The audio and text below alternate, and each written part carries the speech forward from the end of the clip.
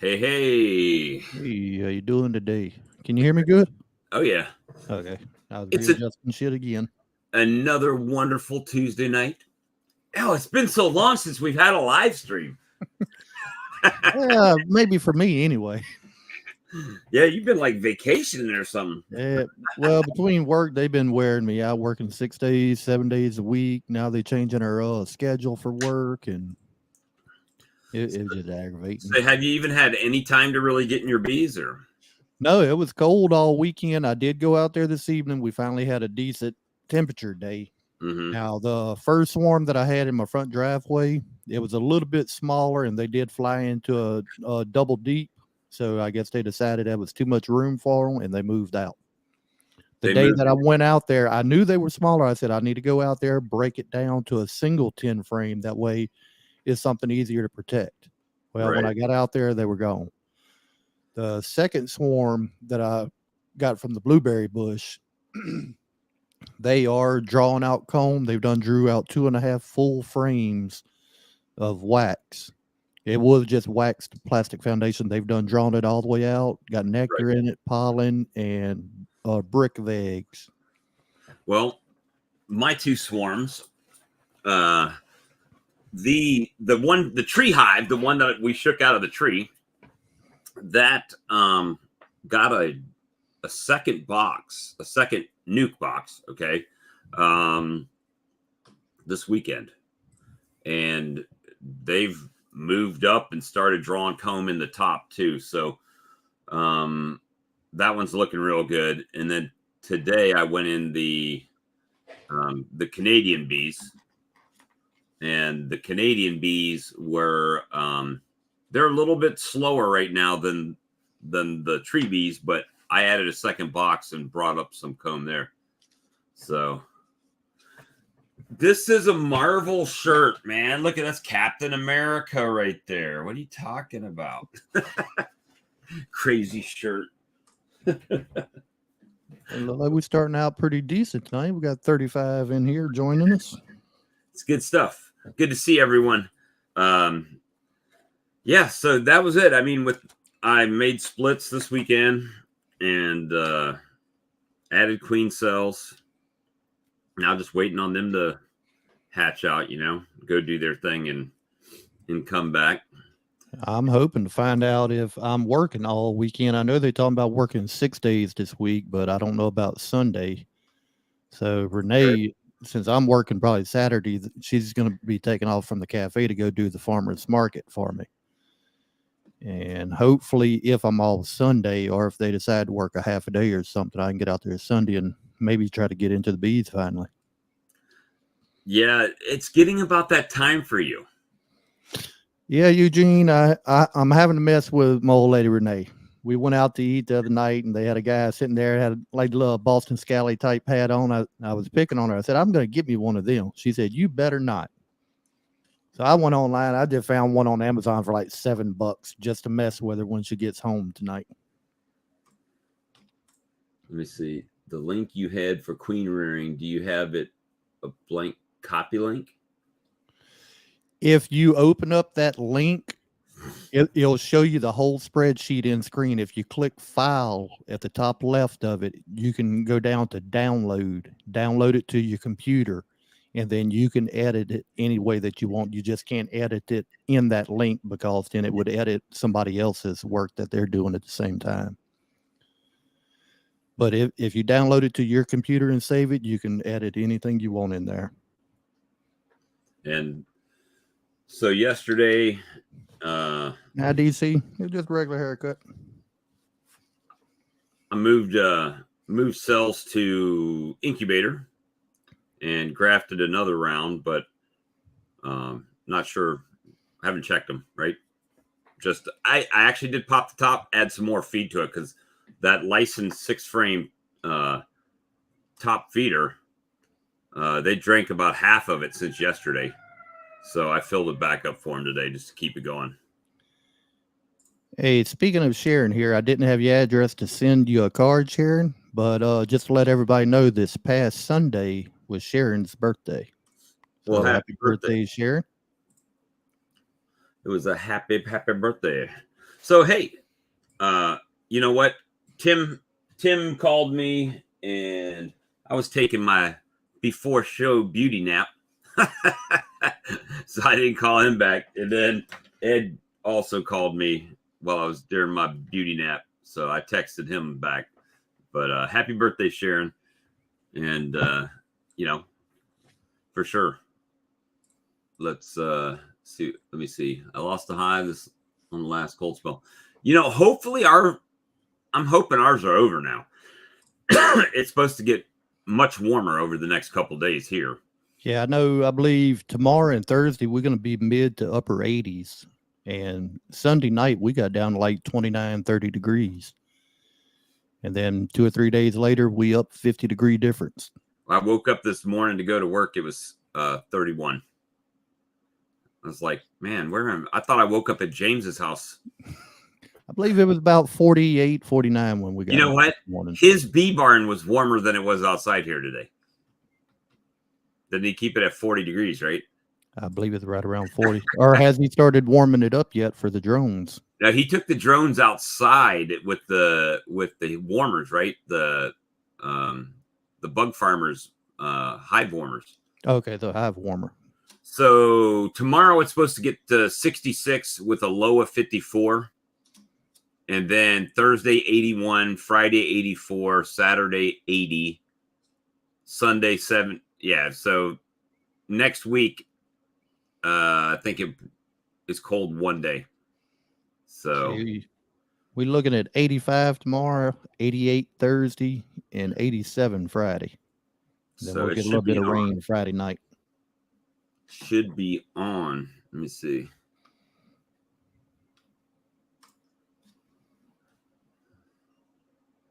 Lost 2 hives. Looks like it may have been skunks. Oh no, not skunks. Yeah, Luma Vista. At least you're getting a little rain over there and not any snow. Let's see. I'm gonna drop the link already. Let's see. Drop the link. Go ahead and get this thing going. Oh, so good old Brian and I, Flower Street Forage, right? Mm-hmm. So after last, I was like, hey, hang out for a minute. We want to talk to you about some stuff. We were talking about different beaconomics things, right? And all kinds of stuff.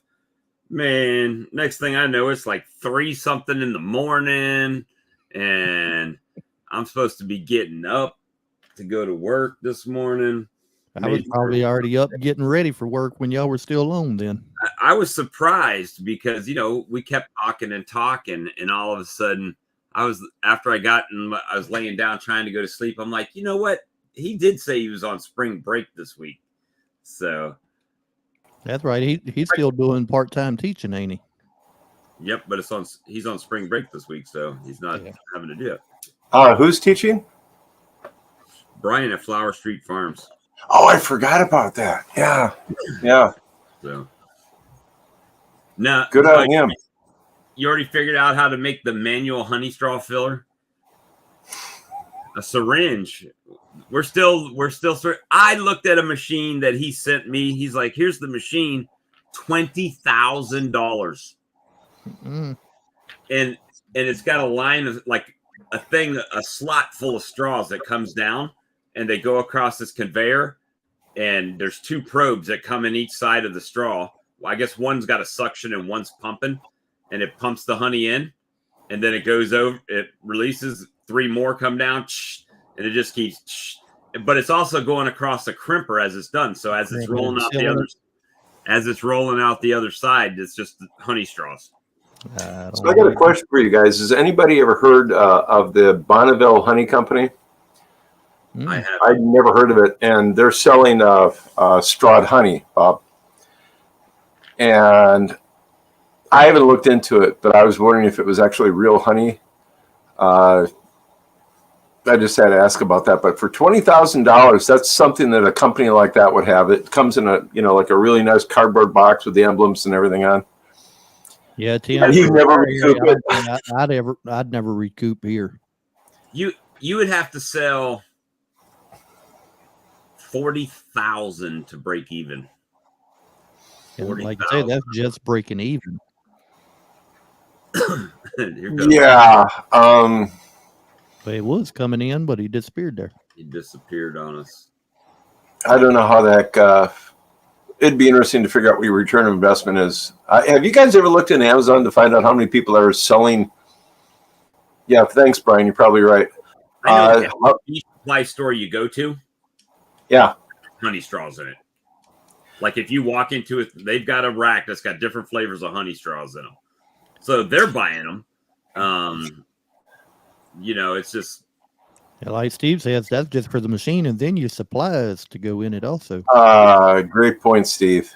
That's true. Well, straws are pretty individually, right? Yeah. I've never done this before, but it'd be interesting to go on Amazon and just look up honey straws and see how many people are selling them there. Just out of curiosity, gentlemen.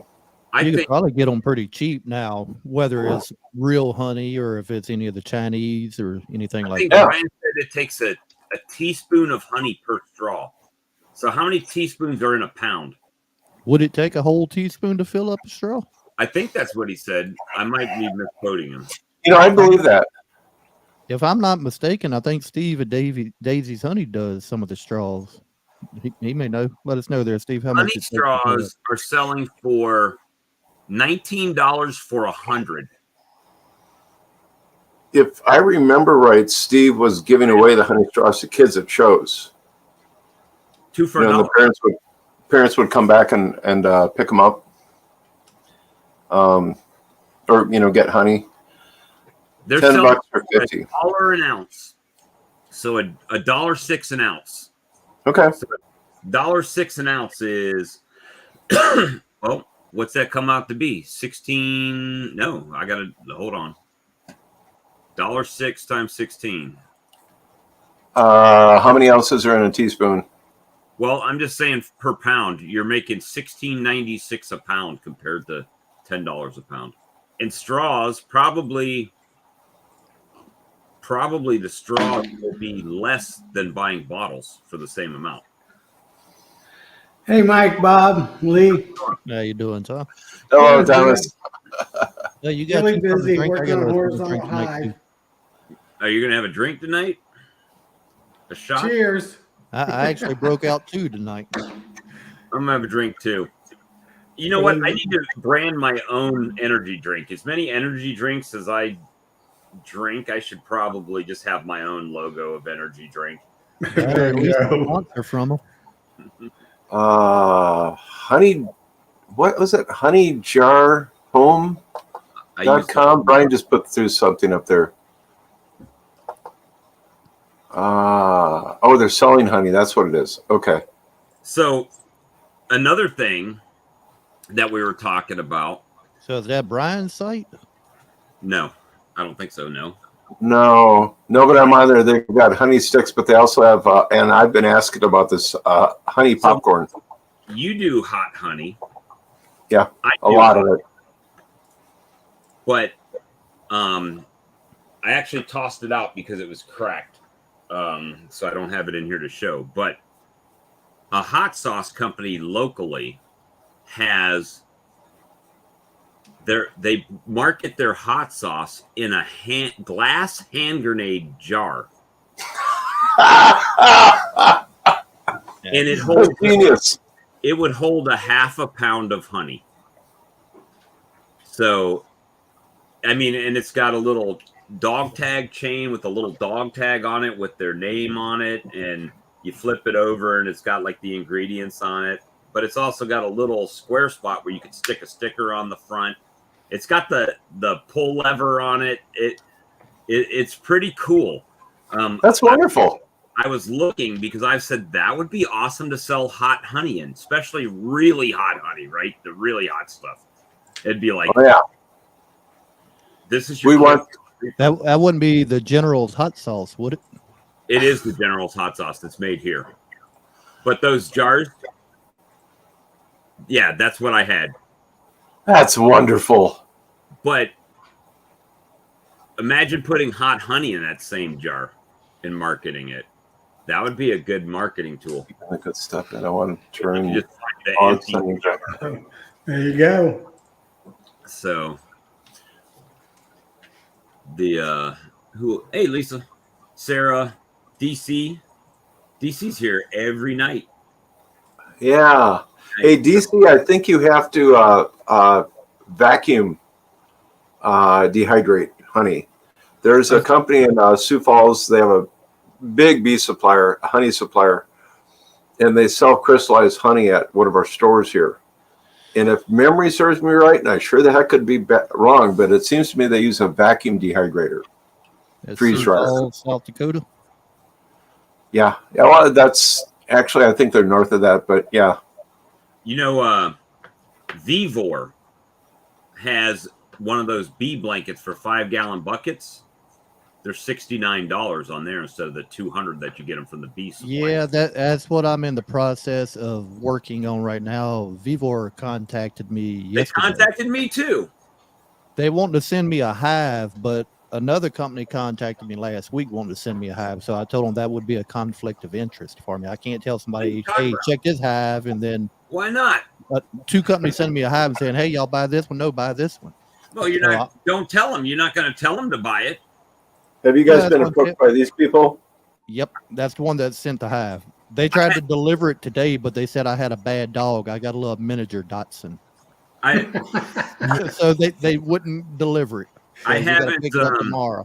So I'm talking to Vivor, and I'm trying to get the bucket blank for a decrystallizer. The Vivor contacted me.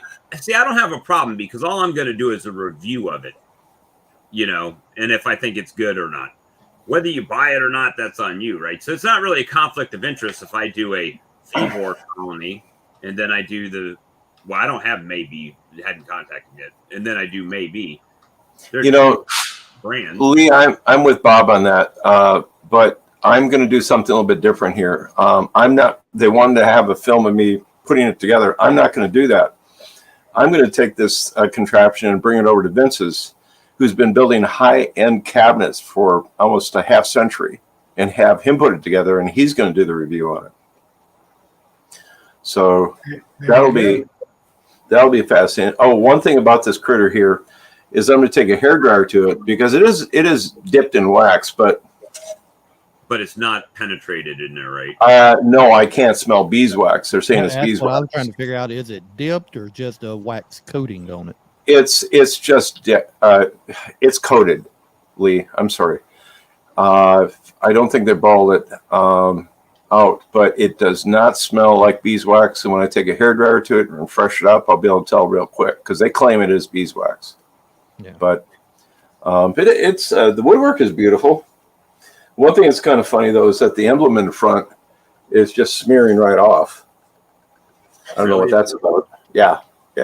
Well, wait a second. I'm in bad light here. That actually might be waves of wax over it. That's probably what they try to stamp it after they waxed it or before? It looks I think it's just I don't have my glasses on. I've got bad light. I literally just took the thing out of the box. So I'll get back to you on that. But good beginner hive, Sarah. Yeah.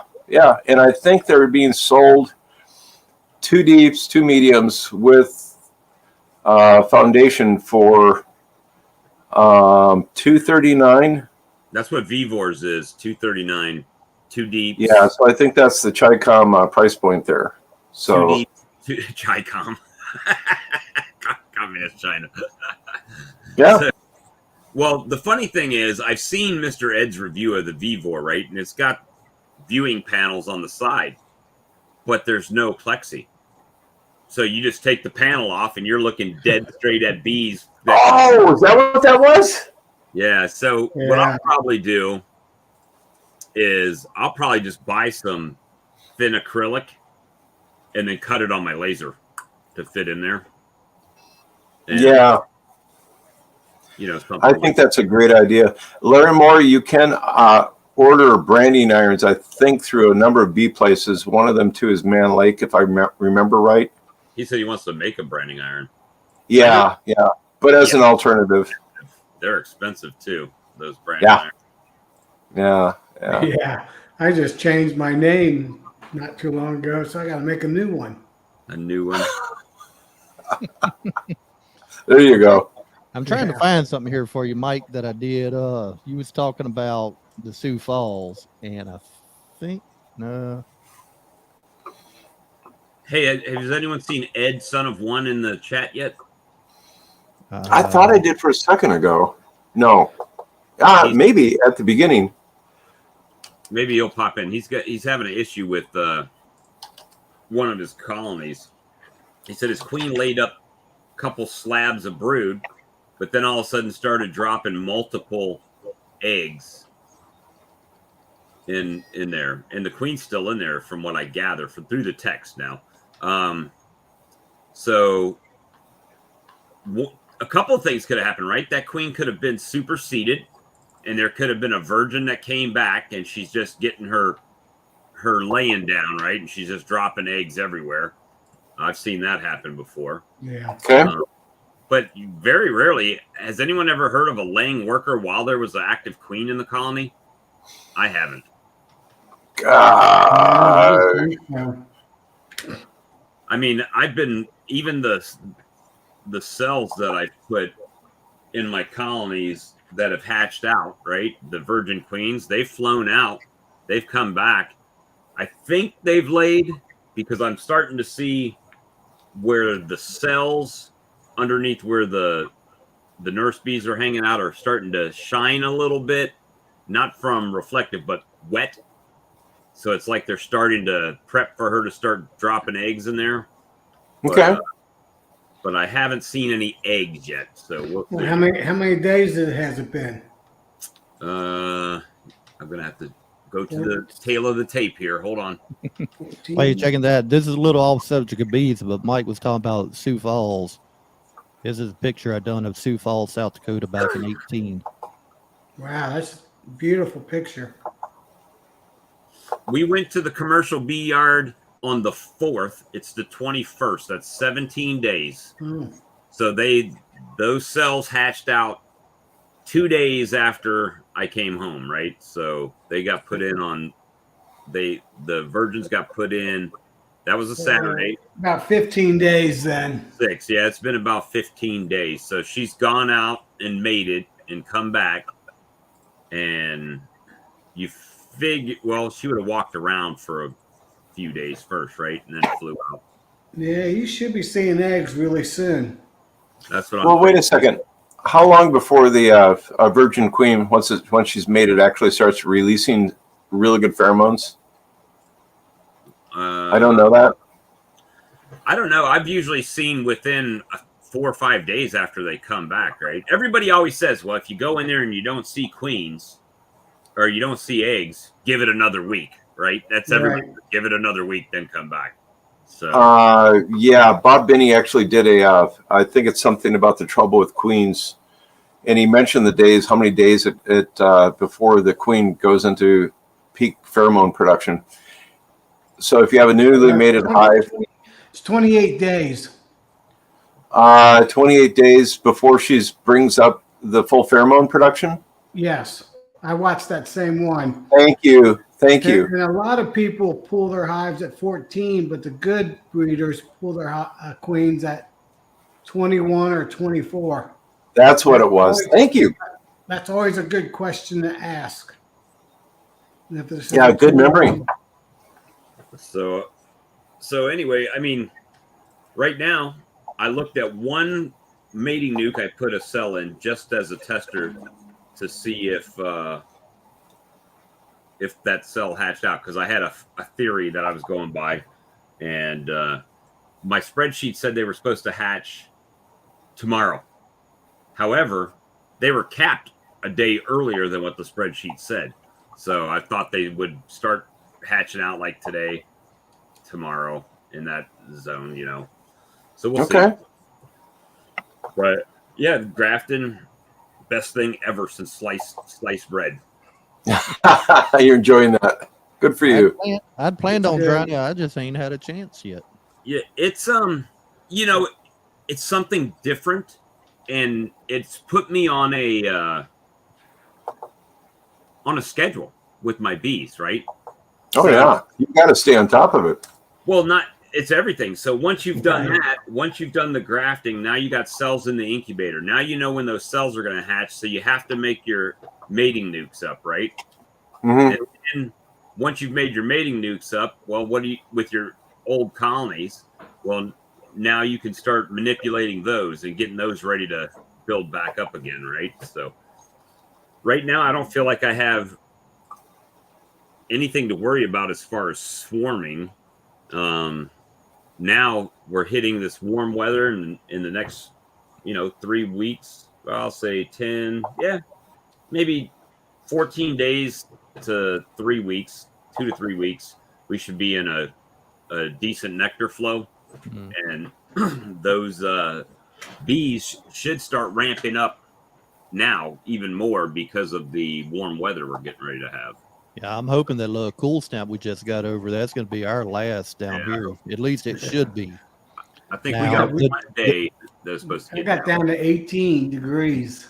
The day before that cool snap hit us here, I got a little privet bush in my front yard. It actually started getting little white blooms on it, and then the cold hit. So I'm hoping that don't knock it completely out. Okay. Say, Tom, where are you again?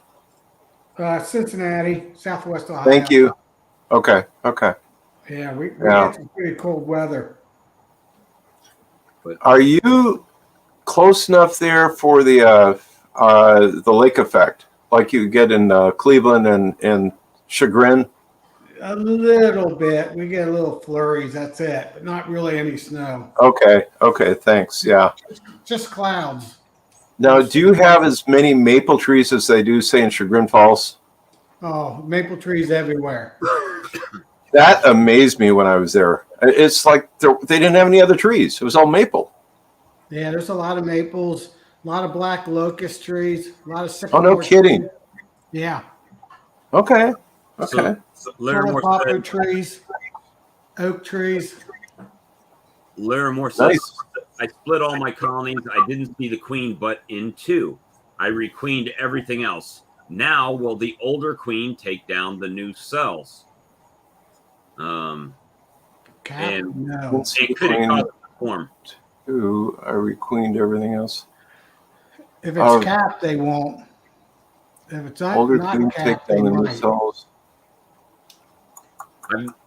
I don't think I've ever seen I've never been able to force a swarm by accidentally adding a second queen. Now, one of them will survive, right? So either the virgin will come out and kill the maiden one if there's another one. But now the queen that he has in there or put in there, check to see if it's marked, and you can go back at another week or 2 after the other one's hatched and see if she killed the one that's marked or if the one that's marked is still there.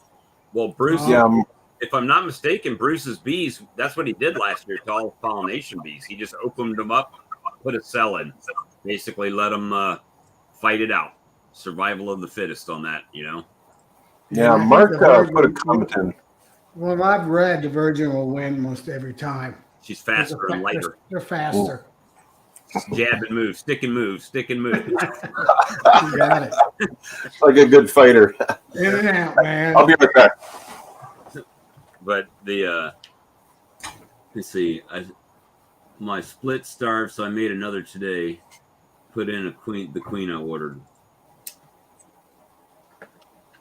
Yeah, that's one of those things. Depending on how you're splitting, it may be imperative that you put some feed on them, right? As soon as you split them. Oh yeah. If you're doing like I did, where I took the triple deep and broke it down into essentially 5 colonies, right? The mother colony and then 4 nukes. They all had frames of food. So they should be able to get out there. Yeah, as long as you got a food frame, pollen/honey frame in there, you should be fine. Let me see.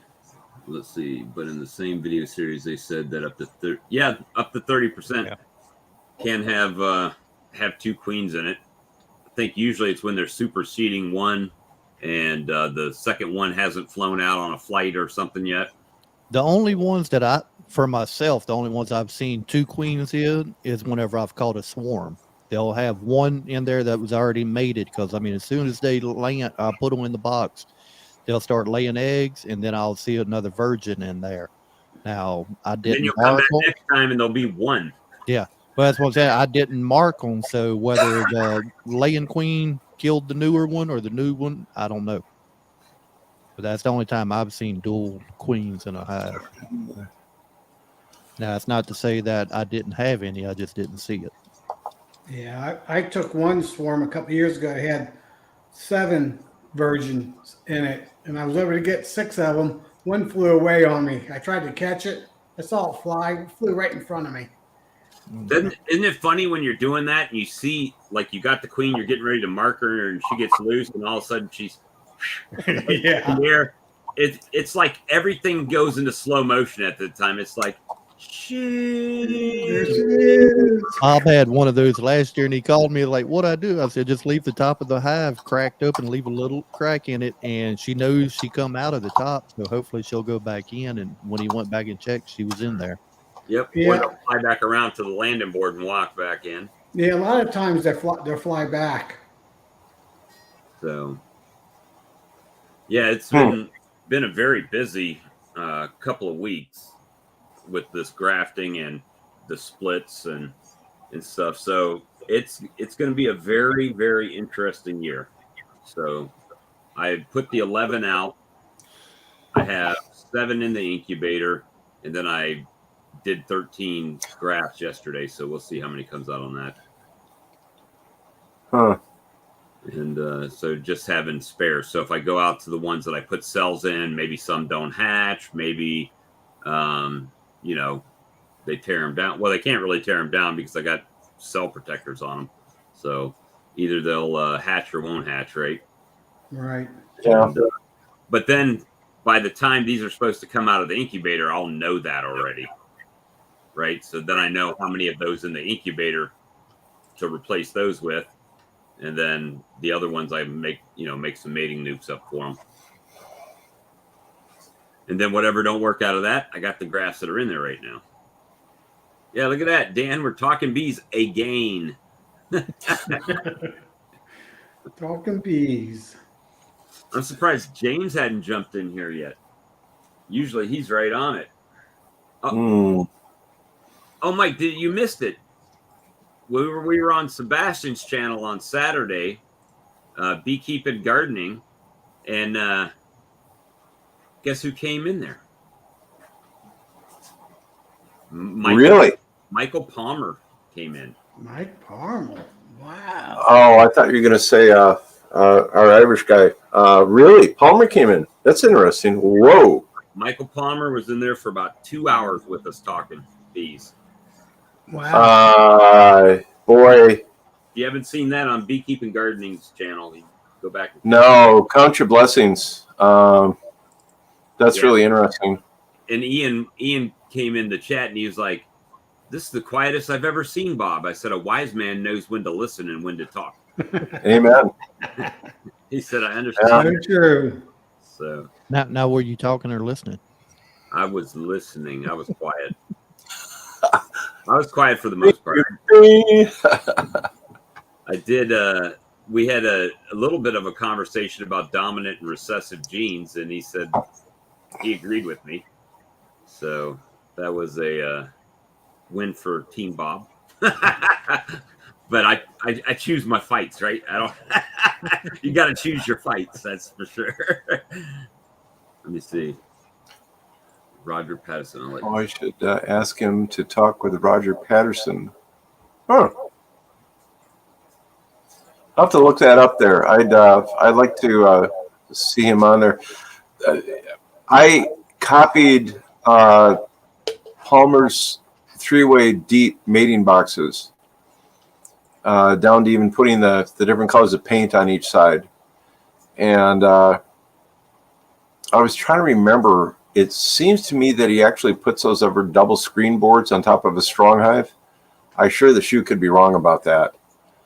Because he was talking about making the mini frames, and he says he just had much better luck with the 3 10 frames in a 10 frame box. Cajun. Look at this. Yeah, Mike, and all in my my horizontal hive, I'm making all 4 frame nukes, two on top of each other. Brad. Are you really? Yeah. Seems like I have better luck when I got about 3.5 frames of bees. So that's what If I I do. get a chance to get out there and do some grafting, I'm wanting to use the mini mate nukes for mine. Well, that's what I do Give it a run. like my 5 framers. I let them build up strong in a 5 frame, right? And then I put another 5 frame on top of them and bait them up, right? Put one up, make them come up. And then once they pack that out, then I just move them to a 10 frame box and go from there with it. But hopefully they got the right idea about this weather and the queens start getting hot. Yeah, I second that. DGC, I think, watches them all. Yeah, DC's there for every one of them. And Now we just got to get him to come into the video. right, That would be nice. DC? I almost bought a new There you camera go. There's a request. today because there was it was made by Razer, I think, or somebody. One of the gaming companies has a camera, but it was only 1080p, and I'm like, well, I've already got 1080p cam, so I'll just keep it the way it is. Yeah. Another camera for doing like the YouTube videos, Yeah, like for, different no, angle. not like this right here. Just Okay. Streaming. Mm-hmm. Bob, they say, don't know his neighbor jack shit. Bob says they don't know his neighbor jack shit. No, I'd never say it, man. I get something from everybody for sure. They're just giving me crap because I said I was quiet when Michael Palmer was talking, and now they're referencing the fact that I talk all the time. You know, the difference was that was not our stream. That was somebody else's stream. There you go. Right? So you got to be respectful of their stream and their guests as well. So, See, Now, Paul, was that just a feral swarm you called, or did one of yours swarm? Me and Paul actually went to breakfast this past Saturday morning. Oh, wonderful.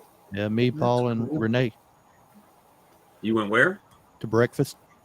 Nice. We met up. Now, was that at the Waffle House? IHOP. Hey, I've only been to one, and I really enjoyed it, so I'm not making fun of you in any way or form. Waffle House? I love Waffle House. Oh, heck yeah. Yeah. Especially, I could go there and just eat the hash browns. Triple ordered. Ooh. Hash browns. Renee does. I get the chili, everything on it. Just a heap of hash brown. Yeah. Yeah. Now, if you want to have a little bit of fun, ask them to put some minced onion in the hash browns, and that's pretty good. Who we got? Oh, DP. DP's how you doing here. tonight? Hey, what's Hey, going on? guy. Good to see you again. Let me turn off YouTube so it won't echo. There you go. I don't see you There we anymore. go. What's going on, guys? Not much. How you doing? Another day in Bee Paradise. Yeah, I'm outside. There you go. Where's DP Still got a little located bit at? of daylight here. Yeah, I found my bees starved out, so I got rid of the 2 frames. The thing is, I put 2 frames of cat brood in there, and most of them emerged. So I had a huge pile in the bottom of that 5 frame. The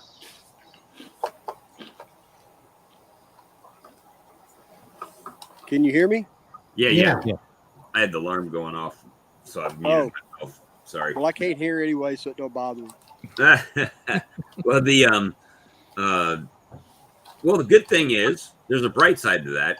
You probably have 5 extra frames of drawn comb right now.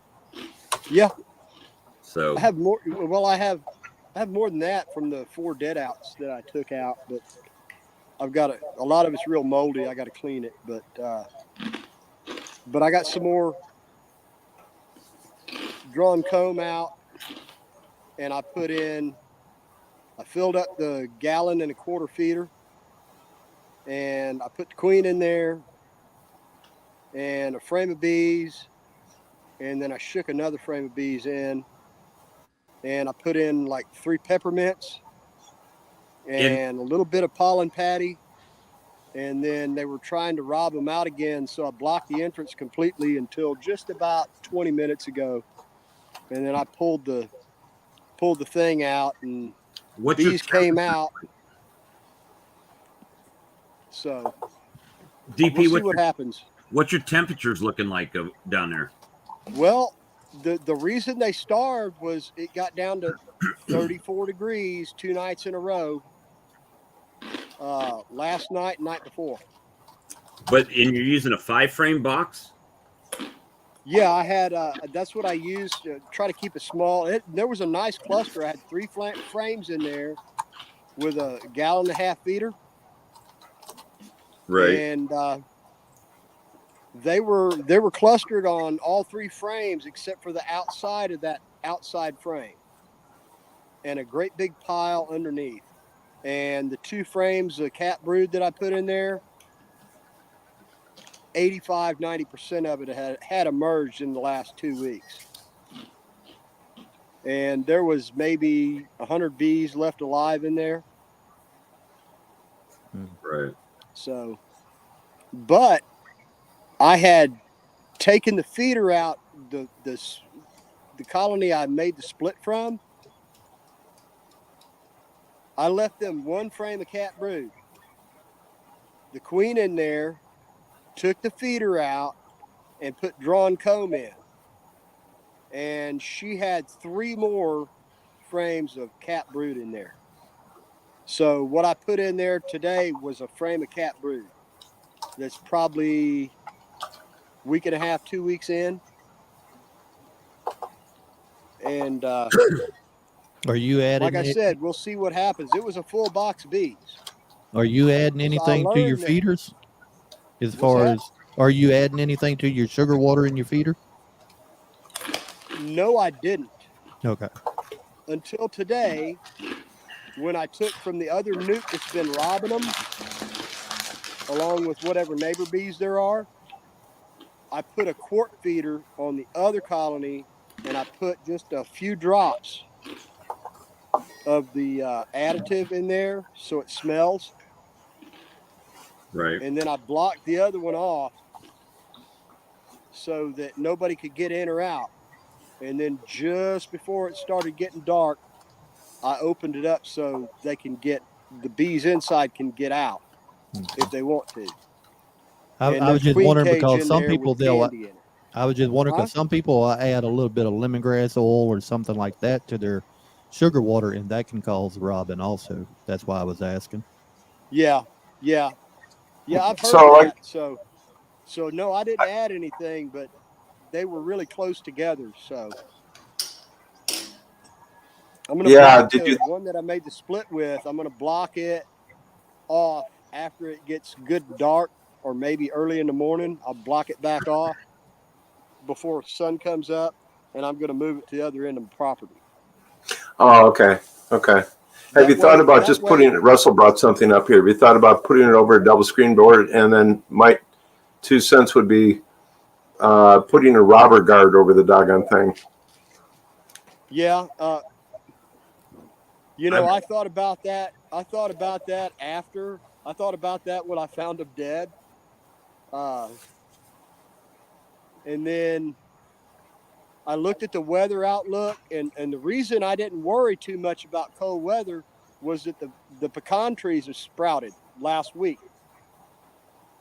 And when the pecan trees sprout down here, it means you're not going to have another freeze. Well, it didn't freeze. It got down to 34. 2 nights in a row. Close enough. Well, the other thing, Close enough for the bees. The only thing I probably might have done differently is I probably would have made my split into my nuke stronger, because the reason I say that is because the original colony has all of the foragers coming back. All of the foragers that you split into your nuke are going to leave and fly back to that original colony. So Right. the stronger you make your nuke, you already know some of those bees are going home, and the only thing you're going to have left is your nurse bees and the cap brood in the other box, right, in your nuke, which makes it a little bit easier, because for the next couple weeks, well, in that case, for if you just added a mated queen and they've got a releaser, you're probably looking at, well, at least 3 weeks, right? Because once she starts laying, it's 3 weeks before they hatch out, and then it's probably going to take them a couple, 2-3 days to get her out of the cage. Yeah. So Yeah, but I did give them a frame of cat brood. yeah, but if there's not enough bees, if the temperature drops and they cluster, they will cluster as big as they can, right? But anything on the outside of those will chill, and you'll see cap brood. Maybe I should take the other hive that I took the split off of, and Mark Miller. There was no queen in the dead out. There was a queen cell, and it still hadn't emerged, and now it's brown like it's got propolis on it. So I split it out 2 weeks ago. Like that? Maybe Yeah, a lot of times if you don't have a it's laying brown. queen It's in got there, they're propolis more on it. likely to get robbed out. They're not quite as defensive as far as protecting, because they don't have a queen in there to protect. Yeah, they'll Right. get robbed out easier. Now, there's one other alternative you can do. This is a modification of something Ian Stepler does. I've had hives that were actually, they got sugar water dumped on them, so they were just tiny. And what I did was I took a queen excluder, 2 queen excluders with a feeder shim in between the two, and I did a newspaper merge over a strong hive. And once the other nurse bees down below got through, they went up and took care of all the everything up. And boy, I'll tell you what, that hive recovered fast, because you get the boost of the nurse bees down below, you get the heat. That's another thing to know. Now, Ian just does a newspaper. If I remember right, he just does a newspaper merge with just 1 queen excluder. So, I just figured I would put a shim in between the two, because I didn't want the 2 queens fussing. But if you've got a virgin queen that might be able to move through, I don't know. It's just another thing you can do. It will boost the crap out of a hive that only has a ball about that big. It'll take care of that. Right. Oh, well, this had a big ball. I threw out about 2 pounds of bees today. There was 2 pounds in that other, in the one that died out. I made that split about two weeks ago, and I gave them 2 frames of cat brood, and I left 1 frame in the other hive. Right. Because I was going to put a queen in. I thought it had a queen cell in it. I thought she's going to emerge. The queen cell is still on the frame. Is it at the bottom of the frame, like a swarm cell? Yep. So what happens is, and I don't have my frame over here where I can grab it. Let's pretend this is a frame and the queen cell's at the bottom, and you don't have enough bees in that box. When it gets cold, they start clustering up at the top. They will leave her right alone. Right. Yeah, but she should have emerged last week when I talked to you last. Right. She should have already emerged. And you know it was what? capped off. If it was warm, she may have. If she, I mean, I went in a mating nuke, and I didn't see a queen for like 3 days. I'm like, well, she's not there. And then when I was getting my mating nukes ready for cells, I checked them again, and lo and behold, there's that queen that I was around. Show and tell, good use of props, right? Has anybody ever seen? DP, Has anybody ever seen a queen cell just not emerge? Oh yeah. Here's one right here. And then they didn't do anything with it.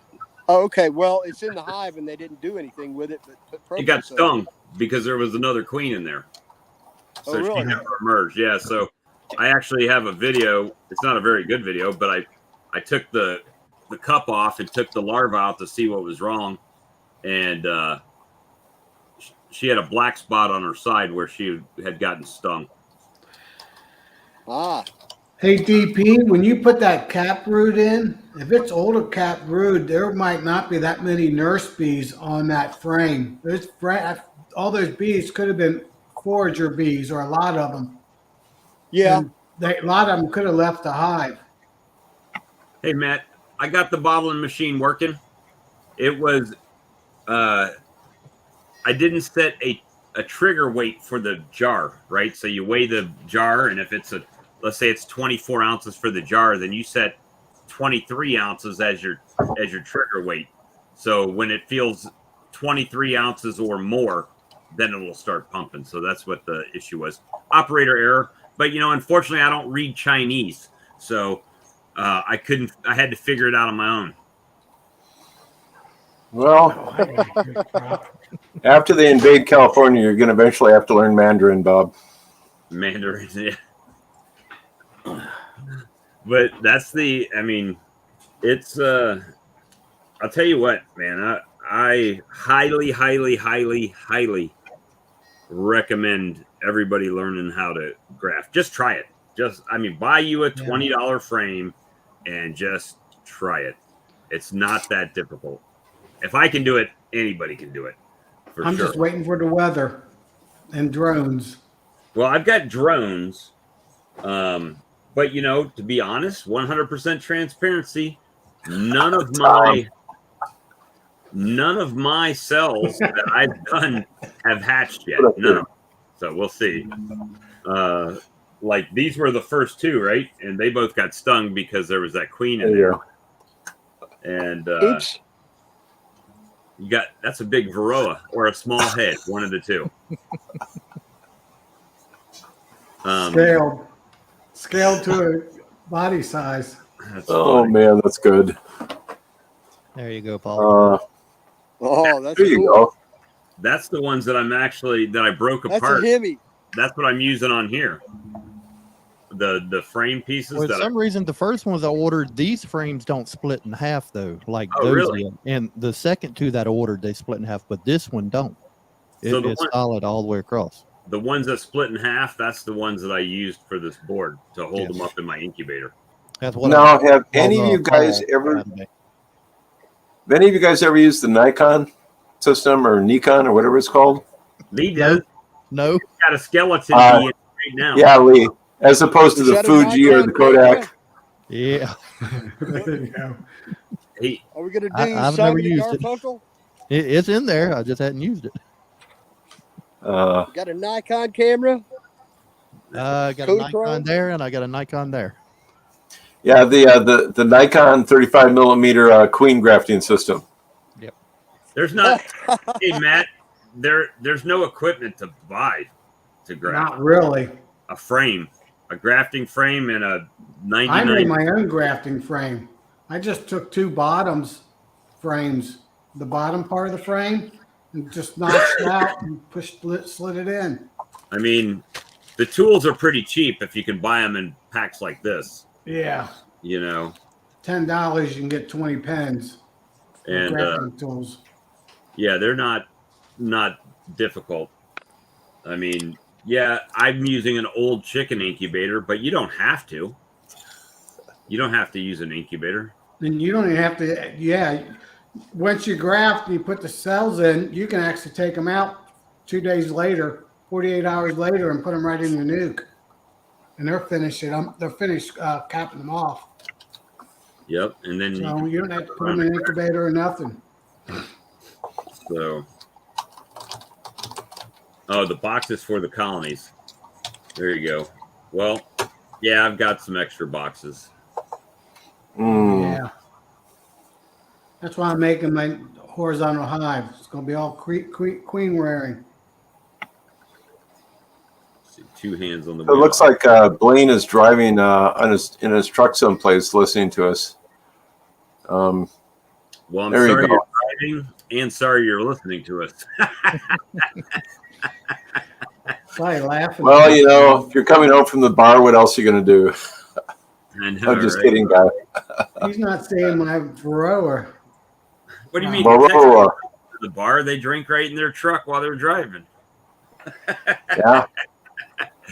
I was driving from Houston, actually from Dallas to Houston, and I had my little Porsche at the time, and a Chevy Nova passed me going about 85. I was going about 80. Here was full of cops, and they all had a drink in their hand. I'm not joking. Like, huh? Oh, it's Well, funny. you know, back in the day, having an open container in Texas was not illegal. They didn't outlaw that until like 94, 95. Can you still be drinking while you're driving? Yeah, pretty much. There we go. Back then, Indiana used to be that way. You could drink as long as you didn't have too many, but then they changed that law Okay. a few years ago. they did. Only I'm going to go grafting in a month or two. Uh-oh. Okay. So I think most of you guys know this already, but I bought Troy and Lee's going to correct me on this. You're all going to correct me. The Perico or the metal grafting apparatus, Perico. Tool Pierce. The Pierco Master Grapher. Pierce. Yeah. So Pierce Master Grapher.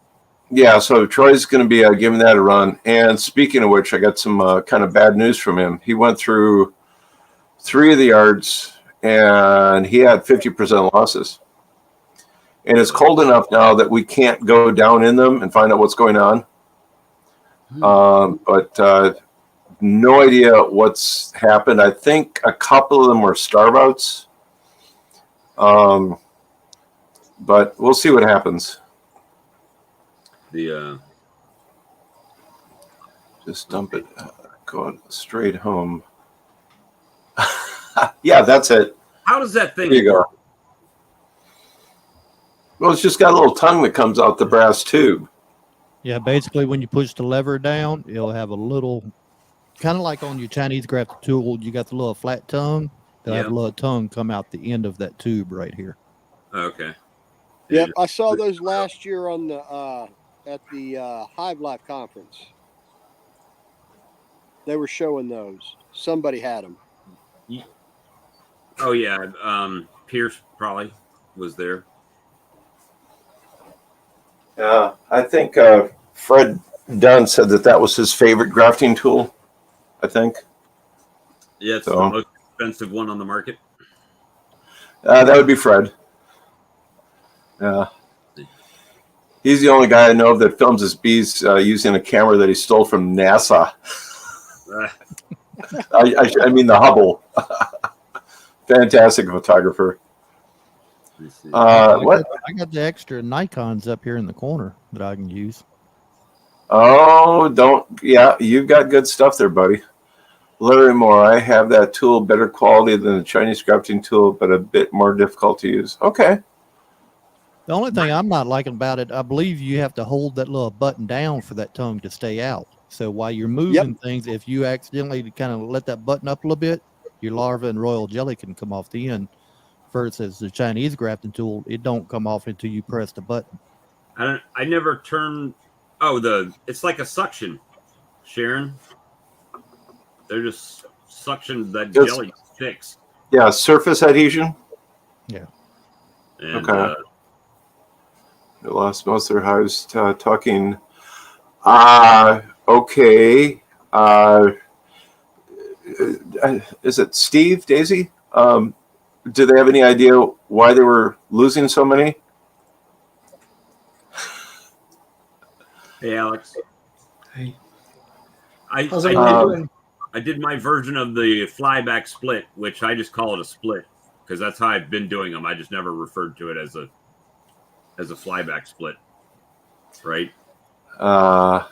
See, I should do a drum roll here for Tex as long as we've got Alex on LaGrange. We got a lot of nice girls down there. How's everyone doing? Yeah, ZZ Top. I added him. You took him out. Oh, there you are, Steve. And again, Yeah. go ahead, Lee, do your thing. There you go. Oh, there's Charlie too. Oh, What are y'all wonderful. doing tonight? Look at this, man. Oh my God, everybody. Hey, So, we're almost Steve- we're even. Haired people and unhaired people. It's an efficient hairstyle. I about to say I might have to reorganize everybody on the screen James here. comes in, Team Hairless wins.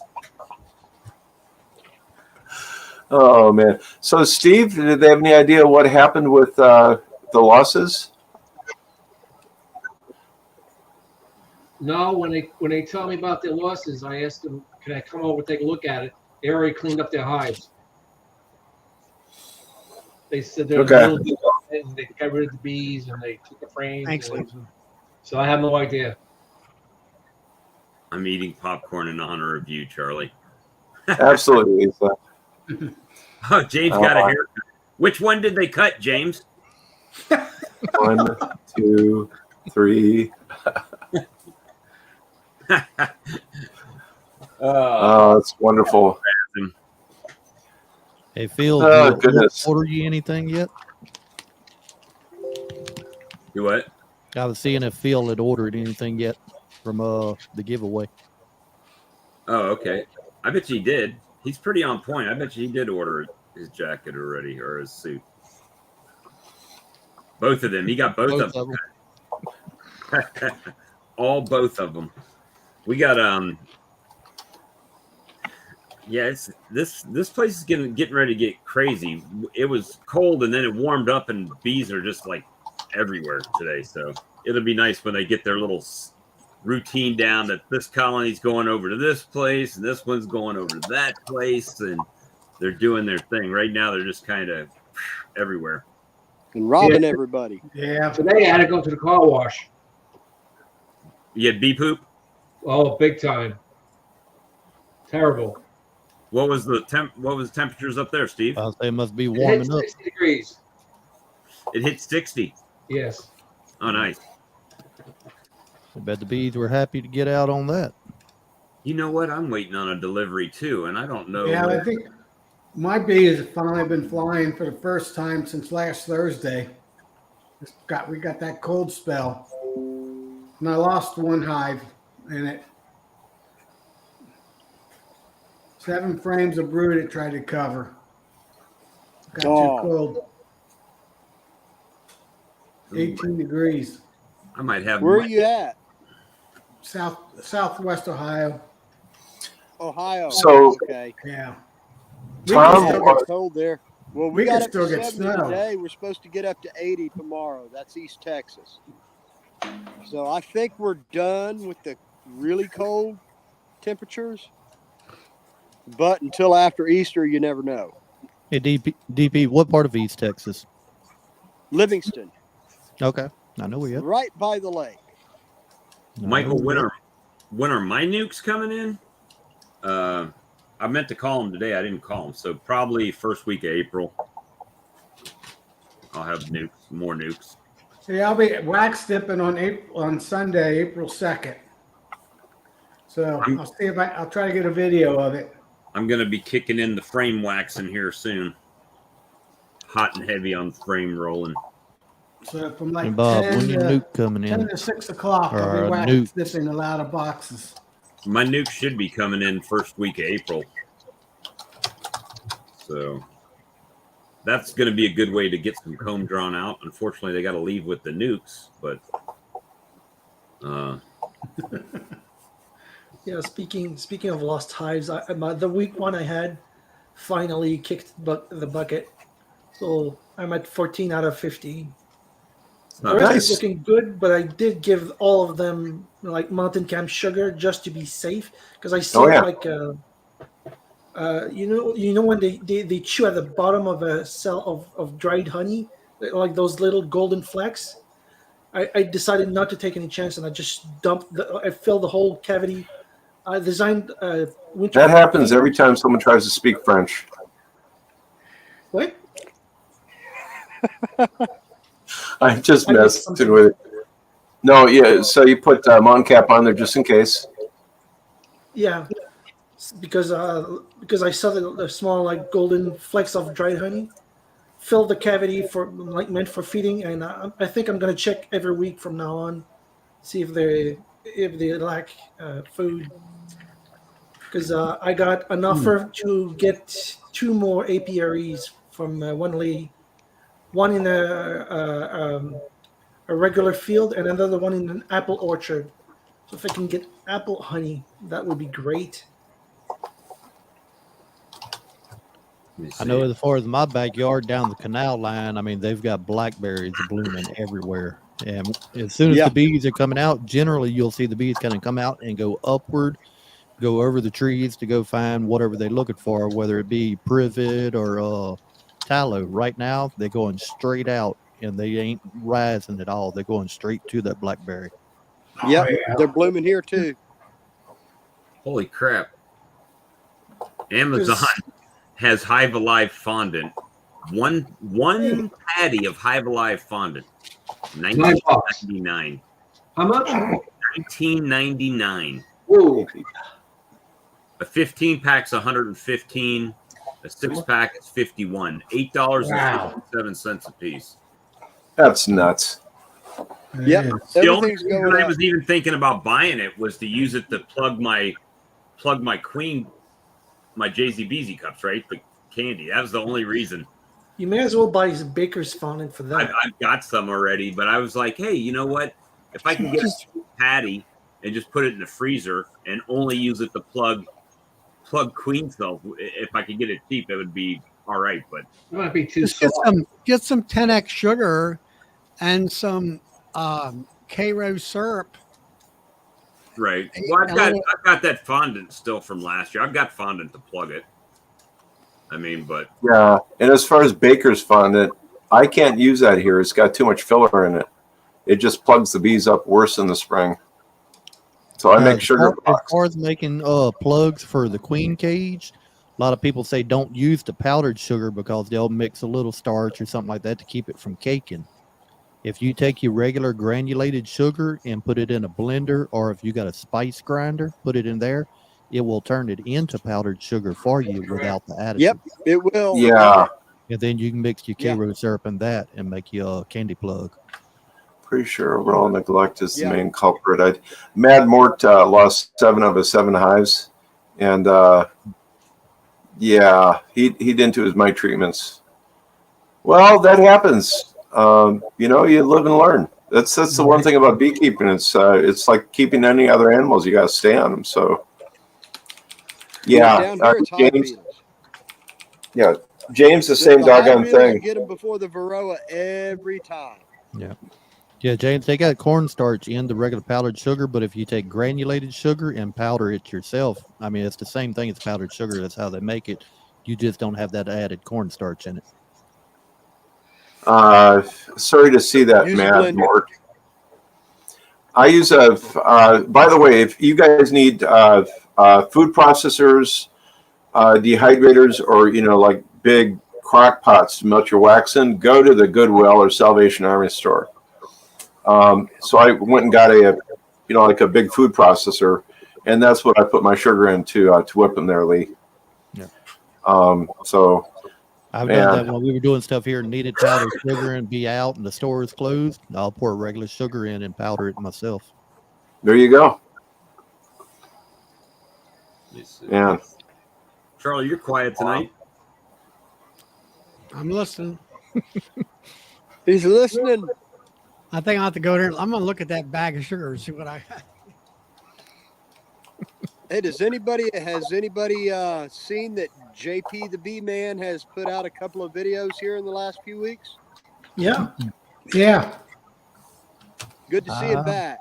Yeah, it's good. You look good too. Yeah, he does.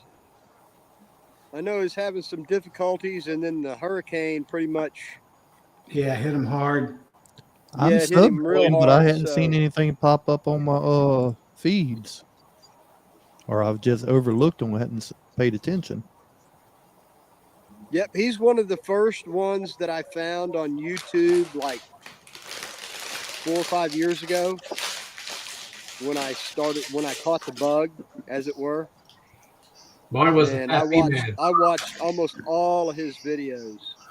If I ain't mistaken, ain't he around Metairie, Louisiana area? Something like that? Yeah, he's down New Orleans area. Okay. I thought it was New Orleans, Metairie. It's probably about 45 minutes from me. He's a show enough coot ass. Did I say that? Yep. Yeah, I did. I agree with trust us rednecks. We all the same people. Yeah, the cornstarch gets them. Right. So, Bob, how's your back? Is it better now? Oh yeah, I feel better now. Good. Good. That's good. You know, after not lifting boxes for a while and stooping over, now it Yeah. makes me want to use Charlie's medium boxes now. But Tomorrow I'm working the bees. This is what I use. Before I go. Yep. Oh, leave. Yep. Charlie's Steve, back. I'm right there with you. I'll leave. I use It works for before some I work people the and bees. some not. Before I work the bees. So Yeah. You guys are just getting old. Yep. I'm not that old. I'm only 72. Well, hey, if you look at the conglomerate on the screen, most people have either gray hair or no hair, Hey, I'm only 46. or gray and no hair. Don't be picking on Mike like that. Hey, I started turning gray when I was 14, so I don't really give a crap. You know, at least I didn't turn ugly. I just cut all mine off today. You're looking good there, Chris. The Chris has caught not one This is but doing good. 2 swarms with my lure now. Yeah, our Yeah, swarm season should start in a couple weeks, maybe another week or 2 weeks. I'm waiting on an order to come through that says Mike in Minnesota.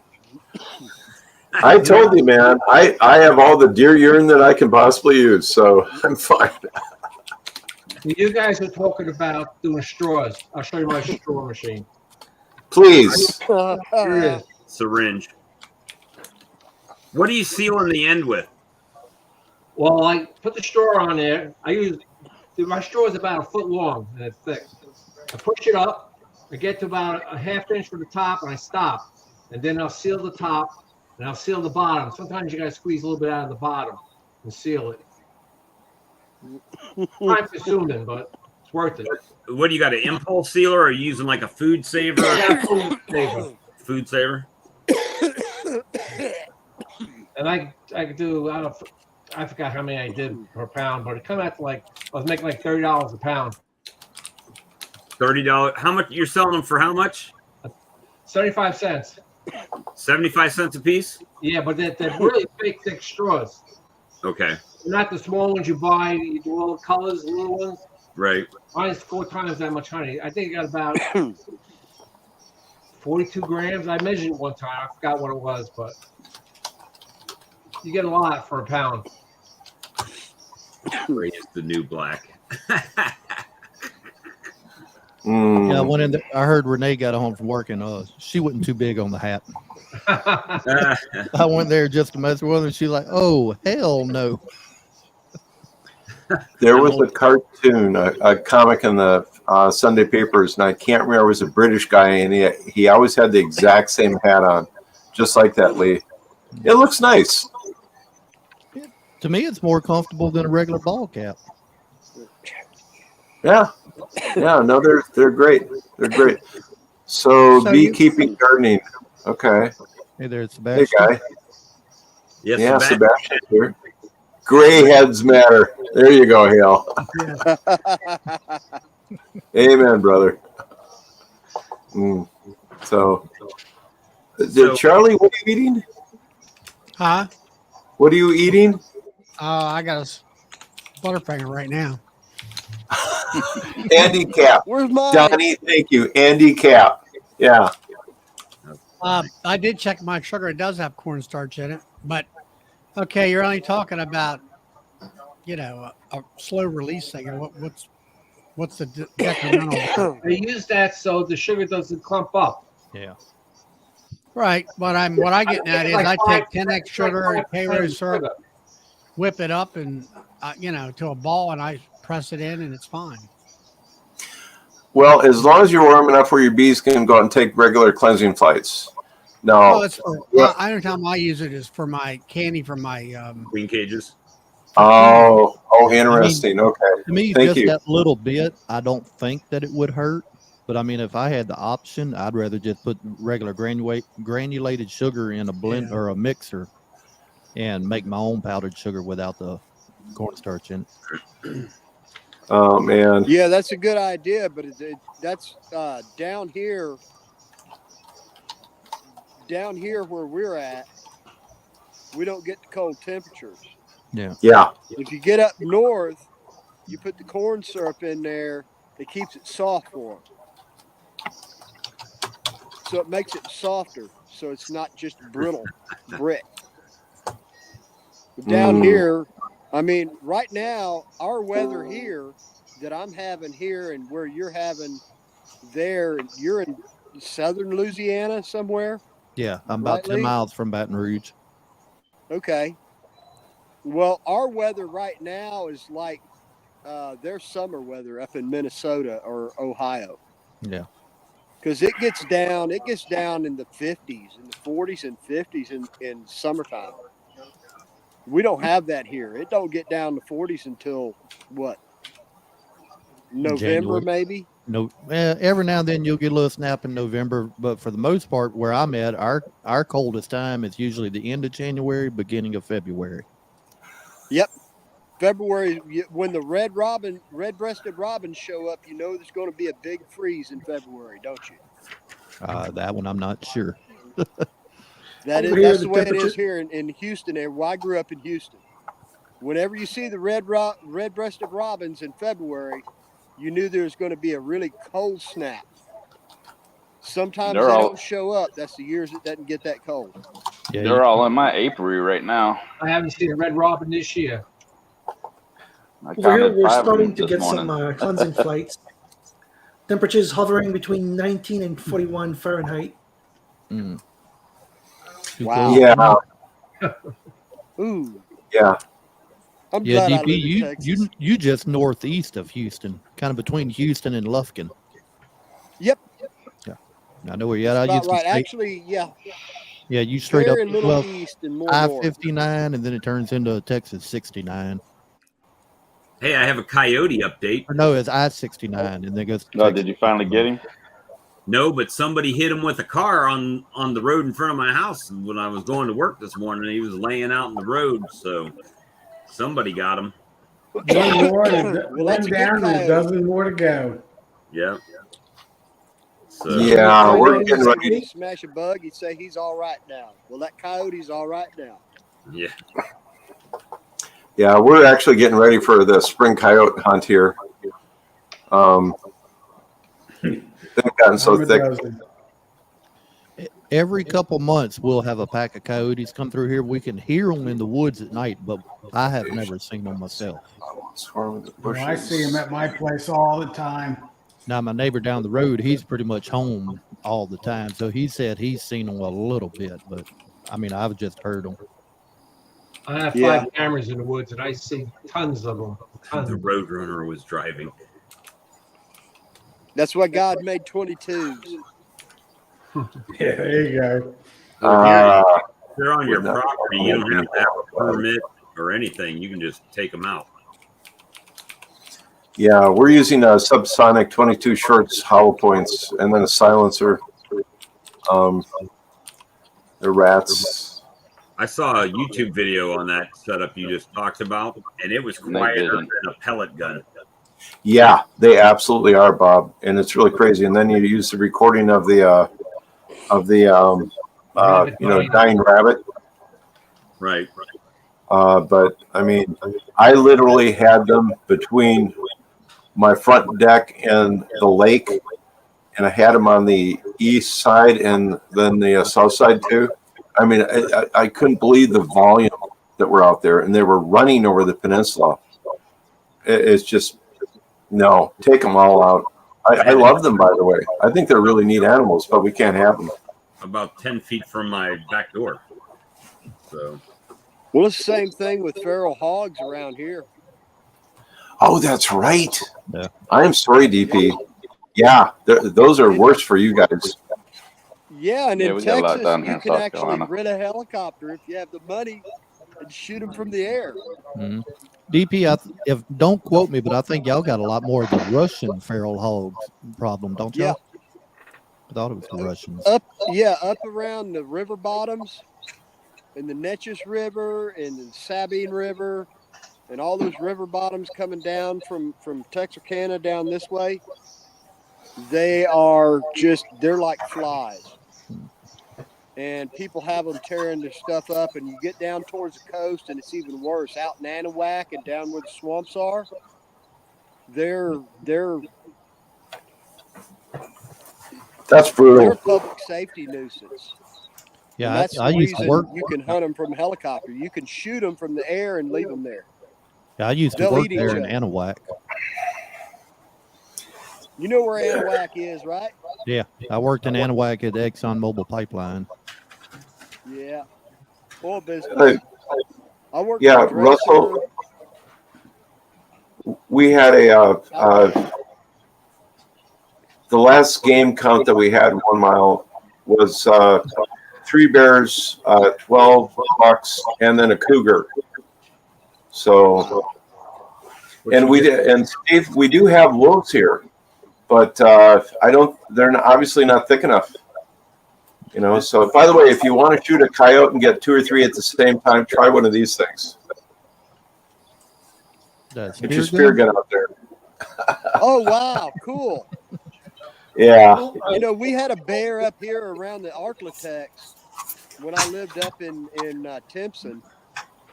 There was a bear that was on the news for about 3 or 4 years back in the early 90s. A black bear. Okay. That's the only time I've ever heard of bear in these parts. Now, I know North Louisiana, they released a bunch of black bears up there several years ago to try to repopulate them. Really? This was back in 92, 93? I'm telling my age now. I believe this was back in the early 2000s. They released a couple dozen black bears in North Louisiana, and one of them actually made it down about 8 miles north of Baton Rouge last year into a park, and they ended up having to take that one out because they tried to relocate it and it come right back. Yeah, they're stubborn. They're really smart too. Oh yeah. I got plenty. Yeah, if we take one out, we immediately the next night know we're in a completely different location. It's yeah, black bears. I get such a kick out of people up north. Every now and then you get some of the city folk up there like, oh God, we got a black bear in our front yard, and they're freaking out. Yeah, black bears. No. The worst thing around here is skunks and raccoons, and no hive beetles. So I think I'm in a very good area. Same no here. Hive beetles. Yeah, but Yeah. it's 20 degrees Fahrenheit tonight, right? Yeah, it's just below freezing right now. The bees are out building snowmen. I'll tell you where they have bears. I've seen bears up in Alberta when I was there. There's more bears than there are people up there, buddy. Yeah. Really? Okay. Well, Mike, the real question is, did she at least look good when you got her on? You should have seen her in that chevron lace. Beautiful, beautiful woman. Let's not do that. Yeah. Wolf take Europe. Okay. Tim, you can't shoot the black bears over here. You'll get like 10 years in prison. You get caught Only with if black they bears. catch you. And most of the ones they have in Louisiana are tagged. So if something happens, they know where the bear is at. Oh, there you are. Oh, that's a beautiful one. 75 yards from the bees. He's so fluffy.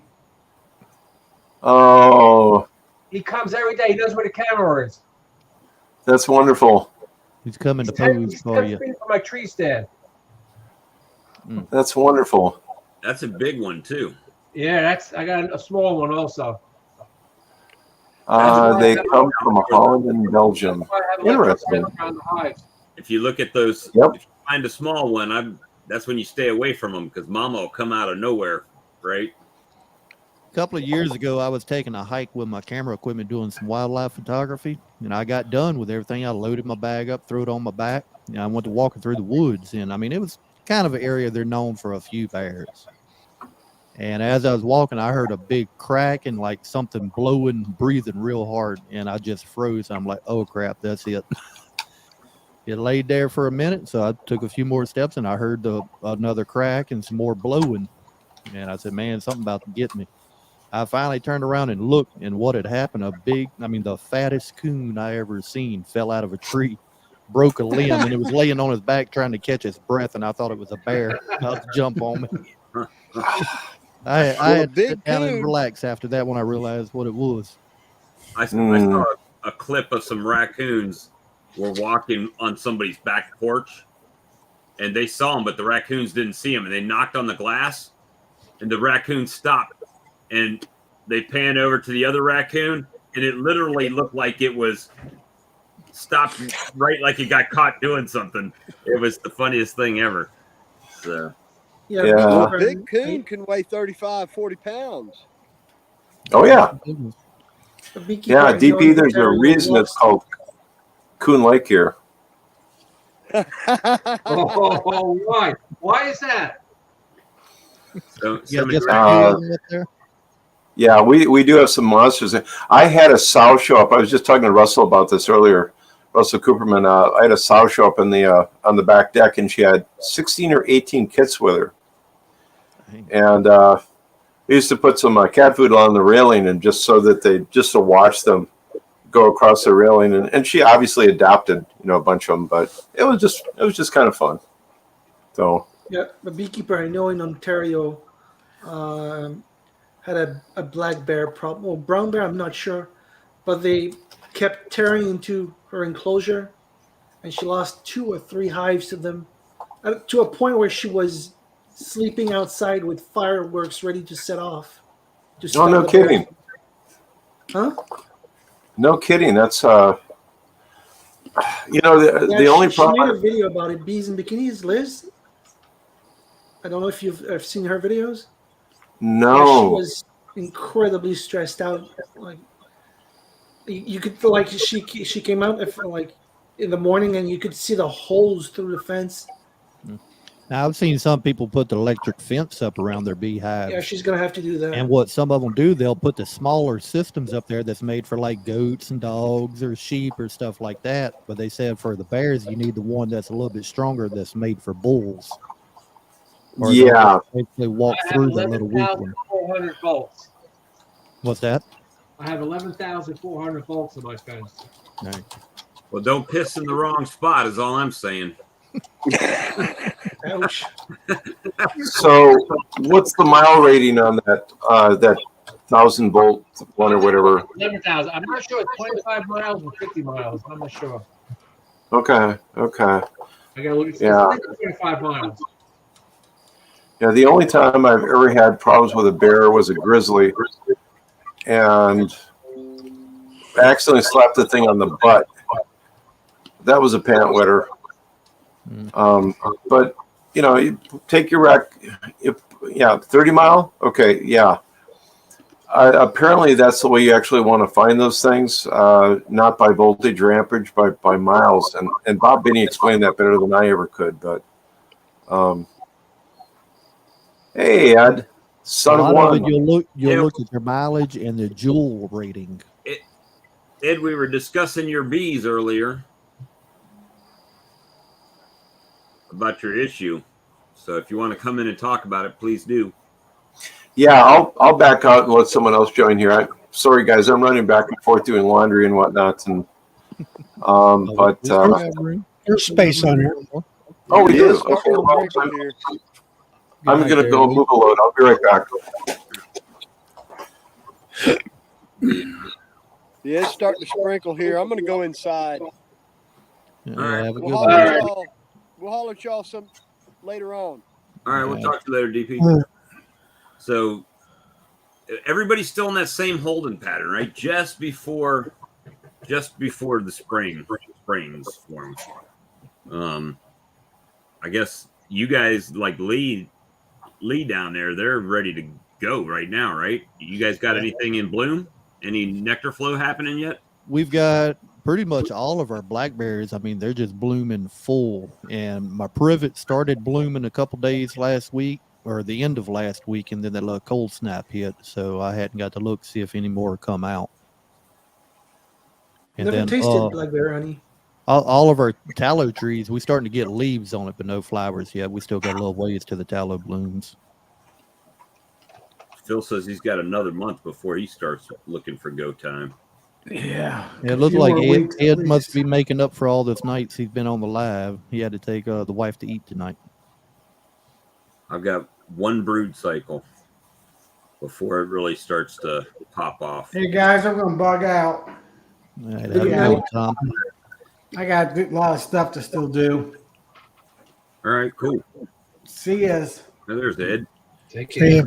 Yeah, Russell, we didn't really get no real frost here. We got down to about 28 or 30, but it only stayed there for just a few hours, and then it jumped right back up. Yeah, I could There he use is. some sunshine. He's in the vehicle. Look at you. Clean up. Like he looked dressed up and got his beard brushed out. You must have went to a fancy schmancy restaurant tonight. No, we went to what, Full Moon barbecue. That's fancy for around here. Oh yeah, it's got a fancy price too. Yeah. They're proud of their barbecue. Oh yeah. So them bees got me stressed today. Don't let them do it. Nothing you can't. So what's that? Explain the situation, because I got the text. Sometimes it's hard to visualize. I had 4 hives. I made a split earlier in the 2 splits earlier in the season, and what happened is I had one hive ended up swarming. The mother hive swarmed, leaving no queen in the hive, and then I had one of the other splits was dwindling in the back. So I took the queen and everything she had and moved it over into the queenless hive after caging the queen. She's been sitting in there 48. She was in there 48 hours today, and I went back to see if they had released her or what they were doing with her. Right. Well, these bees have been a little bit hostile since they've not had a queen. So I thought when I started opening up, they started coming at me again. I'm like, well, this is strange, you know. Well, they had let her out the cage. I don't know if they rolled her or she's in that box. And then what I was going to do is I went to another one of my splits that I had and to see if it had some eggs so I can go just put some eggs back into that hive, you know, fresh eggs, because they hadn't had fresh eggs. They just had cat brood in the hive. So I could be keeping them with cat brood so they wouldn't be a worker, worker laying. Well, the hive I pulled out of had worker. It looked like worker, a laying worker, because there are multiple cells and that had eggs in them. Now, when a mated queen first comes back, sometimes she'll be laying multiple eggs in a cell too until she kind of gets figured out. Now, yeah, the hive that you put the queen into, was it full of a bunch of older forager bees, or did it have a lot of nurse bees in it? It had a mixture. It was mostly forager, but they did have. I've been keeping cat brood in there, so they had young bees still in the hive. So I know a lot of times if you got a lot more foragers than you do your nurse bees, they're less likely to take a queen. Now, are the a eggs little bit harder to get a queen on introduced. the bottom? Were the eggs on the What was side? that? Was the eggs on the side of the cell or on the bottom of the cell? They were near the center of the cell. Okay. Probably a new queen then. Probably new Probably queen. in the queen. So the first question But is the one that swarmed. How do you know there was no queen left behind? How do you know there wasn't a queen on a mating flight? Because I had put cells, because when they flew off, they checked for cells, and they had 2 cells in there. They chewed them out. They chewed them out from the side and didn't take the queen from the cell. Well, queen probably did that. But there was no other cell in there because I had gone through it. Usually what I notice is when they chew down the side is when there's actually a queen in the box somewhere. Yes. You may not find her, but usually she's in there somewhere. And if she's not, then she might be out on a mating flight. But they've gone 3 weeks, almost 4 weeks now without any laid new larvae in the hive. Could be a worker then. Could be a worker. But you kept brood in them the whole time? Yeah. Open brood or capped? I had some open brood and they capped that, and then I put a couple frames that had actual brood on it in there. When you moved that frame over, good. did it have any eggs on it too?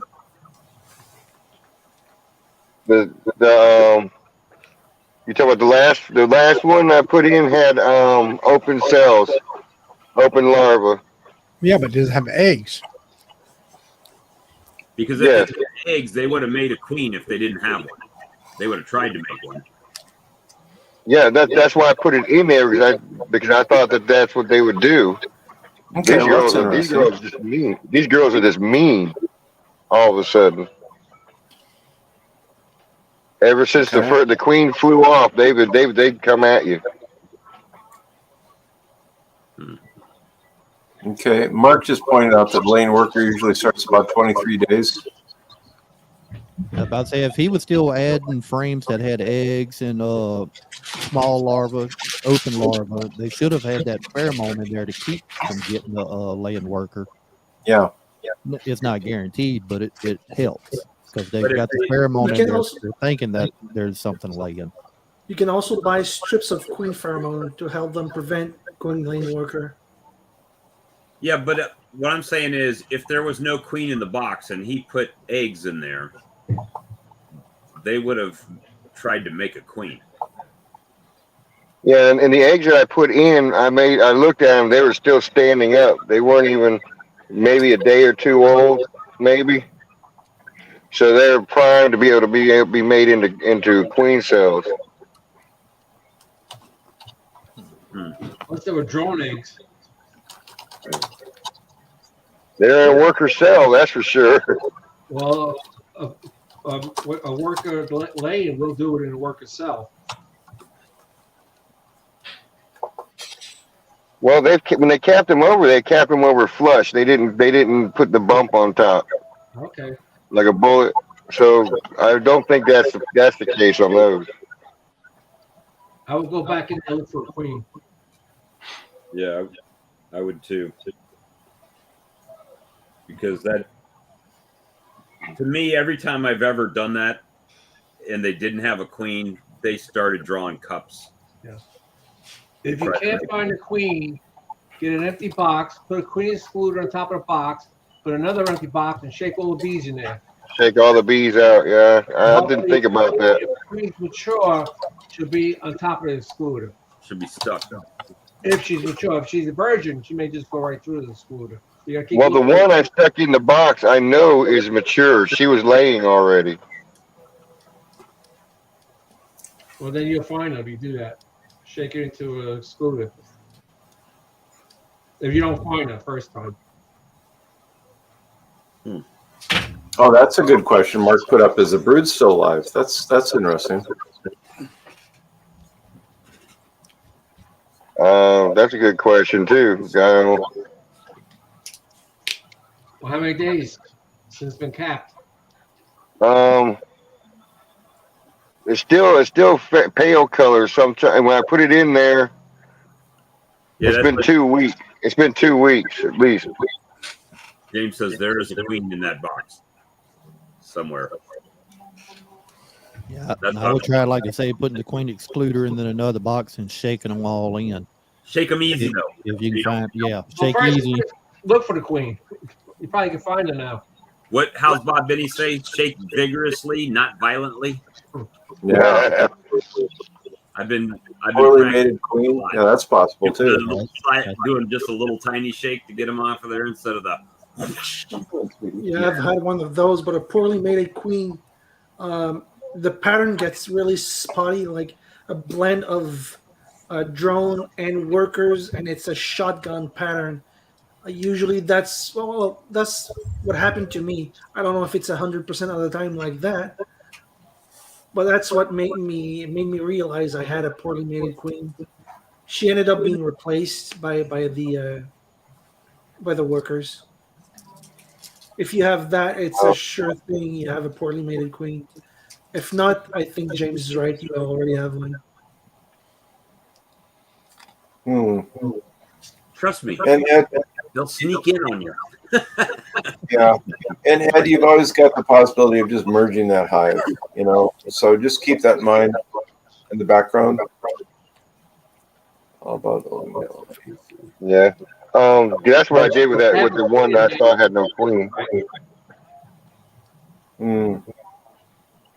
Yeah. Wow.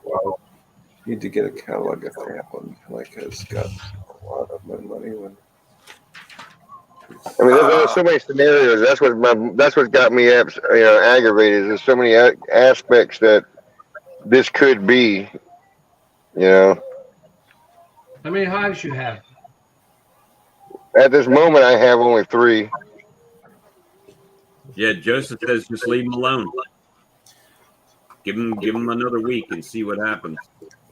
Yeah, and that's kind of hard, I know, Ed. But sometimes you just gotta write a date on the lid and walk away. And you'll go back one time, you'll not find a queen. Next time you'll come back and there she is in all of her glory, just walking around, right? You said before, Bob, wait a week, then wait another week. Yeah. That's what I've been doing with mine. Those queen cells from 2 weeks ago, I'm like, well, they should be laying by now. I mean, I see they've got the marks on them that I marked them, and they're walking around in there, but I still haven't seen any eggs. So I just figure they're do their thing. Now that it's warming up this week, maybe they'll kick it in, Texas maybe so. Let me see.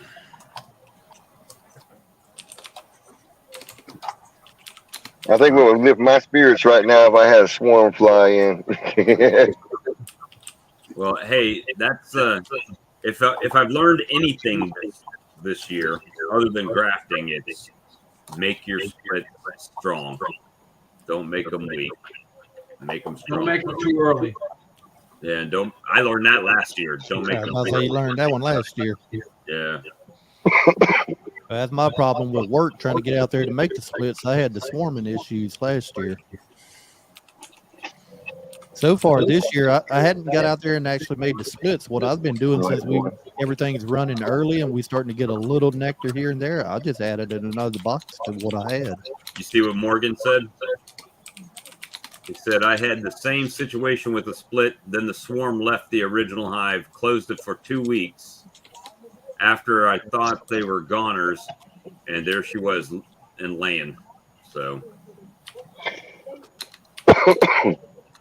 Yep. You're not a sunk ship, sir. Not at all. No, just give them time, walk away, and give it a run. Yeah, I was actually hoping that this weekend I might be able to do some splits. You take some eggs and do walkaways. And then now I don't see nothing, It's like, oh my God. Ed, honestly, take your time, wait, wait until, like April or May or whatever. Don't take your time. Hey.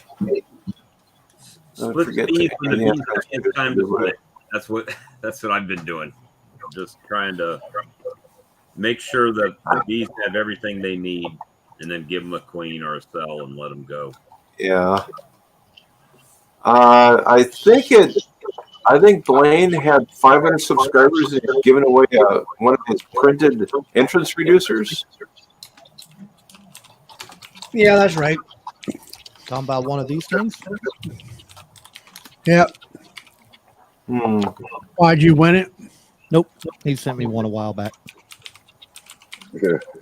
2 of them. There we go. I've got some of these that I have to now figure out. Yeah, in fact, if I can get out there Sunday, depending if I'm working or not, I'm going to go ahead and put that one in a hive. So I got these. So here's a question for you guys. Oh, hold that up, Bob. Thank you. They're beast blockers, robin screen. So you put this on the front of your hive, right? And it goes to their bottom board. And then you can open it up, and the bees that are inside come out the top here.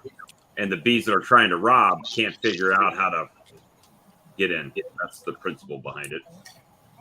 And it goes with their bottom board, which I do have in arm's reach right here with some stuff piled on it. So give me 1 second. Those are really neat. I just wish they were about 3 inches higher. Well, there went my top hive. Top bar hive on the floor. I'll get that in a minute. But so it's dirty. But this is the Saracel bottom. So it's got a vent so you can open the vents up, right? So it can be screened or unscreened. It's got this little trap on it, which basically is a bee escape, but you turn the cones to the inside, right? So if a wasp or something gets in there, it can't get back out of the bottom. The robber. Okay.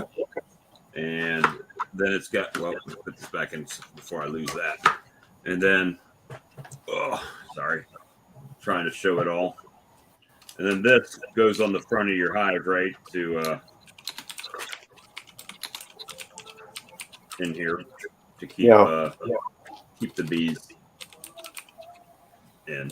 So neat little thing. And then this is don't know really why this is here, but it is.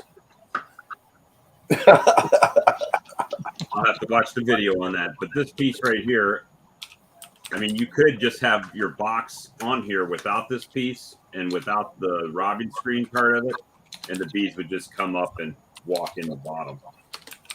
So,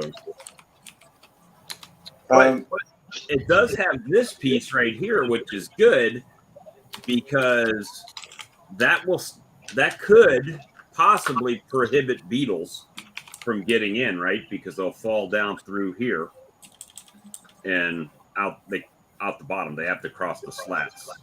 So that's a chance that could be effective. Don't know. I'm gonna try to rig that up on a box this year. I got 2 of these, so we'll see. Yeah, give it a run. So I'm really sold on the Better Bee ones, but we're going to be building all of our own robber entrances now. But here's an open question, everybody: does Bee Smart make a 5-frame robber guard? I don't think they do. I've got a work appointment.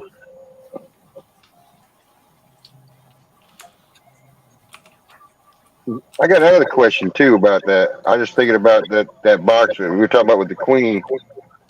Would they be pulling wax if they didn't have a queen? Yes. It's possible they'll still draw wax, but generally they'll draw it better with a queen in there because there's a reason to be drawn. Because I put I put a top on it, another deep on top of it, and added new frames in there. It had some used ones, but it had some new ones, and they're pulling out the new ones like crazy. Wonderful. Very wonderful. I've had them. Looking where they're pulling them out and see if they got eggs in there. Well, I did that today. And I didn't see anything in them. Are you using black foundation, or what your frame's like? Oh, the new ones I put in are all black. That'll make it easier to see. And then the pure foundations. Okay. Are you in a nuke or a 10 frame? Somebody asked that, right? It's a 10 frame, and it's got in the double. I put those in the double deep on top, so they're deep, too deep. How many bees you have in there? Yeah, I was about to say how many bees you got in there. Oh, it's got a mass amount of bees in there. Before even with the swarm, they left a bunch of bees behind. So why? I guess no. I'm sorry. That was DP. I don't know how strong your splits are, but I was about to say DP had kind of light splits, and that's my thing. If you got a lot of bees in there, are you making strong splits or are they lighter splits? Originally, I thought it was a good split. The first split I did, the one that I took the queen from and put back in the box, because they were a double deep, and I split the cells in the top and took the whole top and made a split, but all the forages flew back, which weakened it. And it just wasn't growing enough, and it was floundering. So I was trying to get it back in, thinking that I'd lost the queen in the main hive because it swarmed, and there was no more cells in that double deep. Go ahead, Mark. I know you got something on your mind because you popped in here. I'm waiting. I'm just trying to learn something. That's what I'm trying to do right now. Figure out what the hell I did. I think every one of us is doing that. I think we can see what Mark's been doing there. You got a little something set up behind him there. Been doing a little grafting. I'm getting ready, Lee. I wish this weather would break, Sam. It won't be long though, right? I'm hoping to start Saturday or Sunday. That would be good. Be right on time. Yeah. If not, I don't see it getting no better though. We're gonna be in the 60s for about 2 weeks.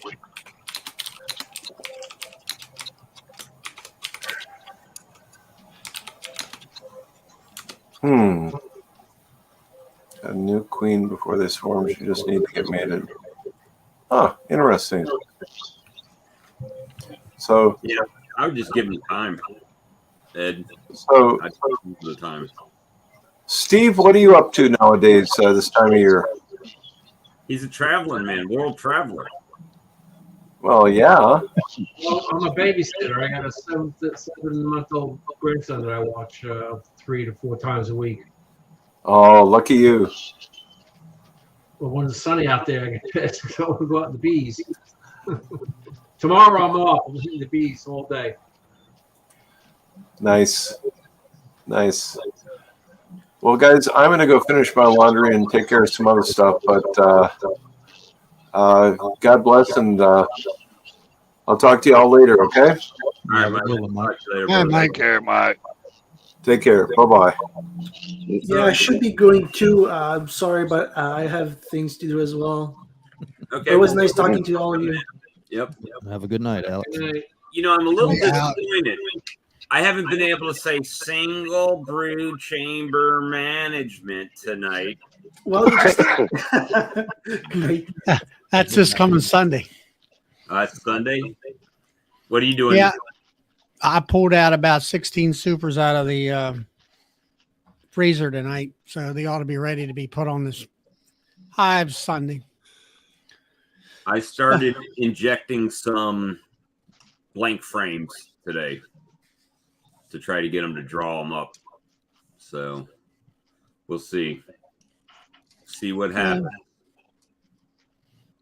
My super's on around April 15th.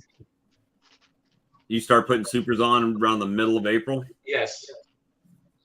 I'm hoping that mine will even be strong enough by that point to start getting some. But that's not my goal this year. So, well, yeah. Now, like when I put the supers on, it'd be two mediums for the brood chamber and queen excluder, and then your honey super. Which really the honey super acts as a overflow area for the bees and stuff like that too. Gives them room.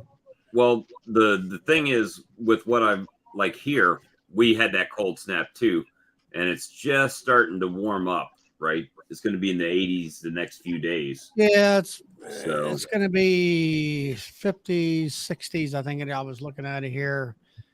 I don't know. It just should be in the 50s or in the 60s most of the week. And then it drops down Friday and Saturday. It's going to rain. It'll be like mid 50s. And then Sunday it's supposed to be 60, 65. Hey, and Philip. then the rest of the week is in the mid 50s. So, well, it's gonna start popping off for sure. I mean, well, he was talking about what's blooming. I just looked at my chart from last year, and my privet, it was budding April the 2nd last year, but it didn't actually start blooming until the 10th. And now here I am last week, say March 17th, it was already blooming out. Wow. So we 3-4 weeks ahead of time on that. yeah, I don't had a chart here. A guy sent me in it where it said on there, it was, I think, 20 days ahead of time this year. 2 weeks somewhere in that neighborhood. But no, it's when I start to signal, usually it's the end of March when I switch things around. go ahead and say it, Charlie. You want to Single say brood chamber management. Chamber management. I think we'll get a cold front late.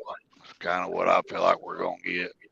It's going to be a late cold front come in. So my tulip poplars are supposed to start in April, and the Yopon holly. Hey, Matt, if you get a chance, look over on Charlie's YouTube channel, Sawmill Charlie, and he's got a playlist for single brood management. Yeah, the second video explains the mechanics of it and stuff like that. And I've been doing some research on it. And I wish that one fellow would do videos again. Night, sir. The Canadian guy. He always had those. Devin, Devin, yeah. He was doing videos a few years ago. 5 years ago. Car art guy. Yeah. Car art guy. Yeah. I watched him, and I watched the video about where he did the math. Mathematically did the mathematics. So I sat down with my medium acorn frames and my deeps, and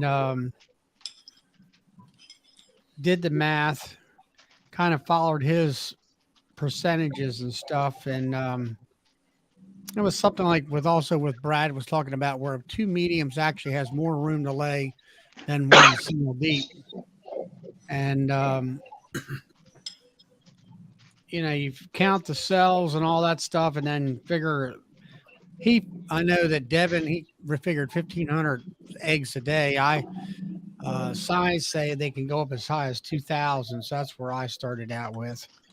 And on a deep acorn frame and 10 frame hive, you got like 76,000 cells she can lay in. And then of course she's going to lay, I'll say in 21 days, 42,000 cells. And minus, I put it up a little high, 50% what was left over for pollen, honey, and drone. And you have 17,000 cells left over for her to lay in.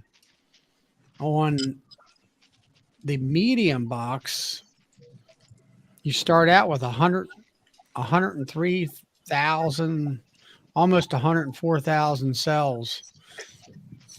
And by the time you do the math, you still have almost 31,000 cells left over. So I don't know, you sit there and you think about that, and where you shouldn't have to pull any brood out. They should have enough space to keep continuous laying and all that. The main thing is keeping the honey out of the brood chamber by stacking the supers to it.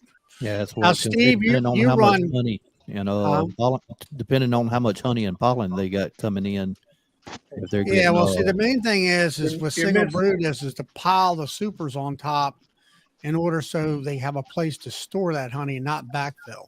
Yeah, and you also need a young queen, and you need to make sure that if it's a year-old queen, you don't want to go to that single brood, that single chamber until the honey flow is in full swing.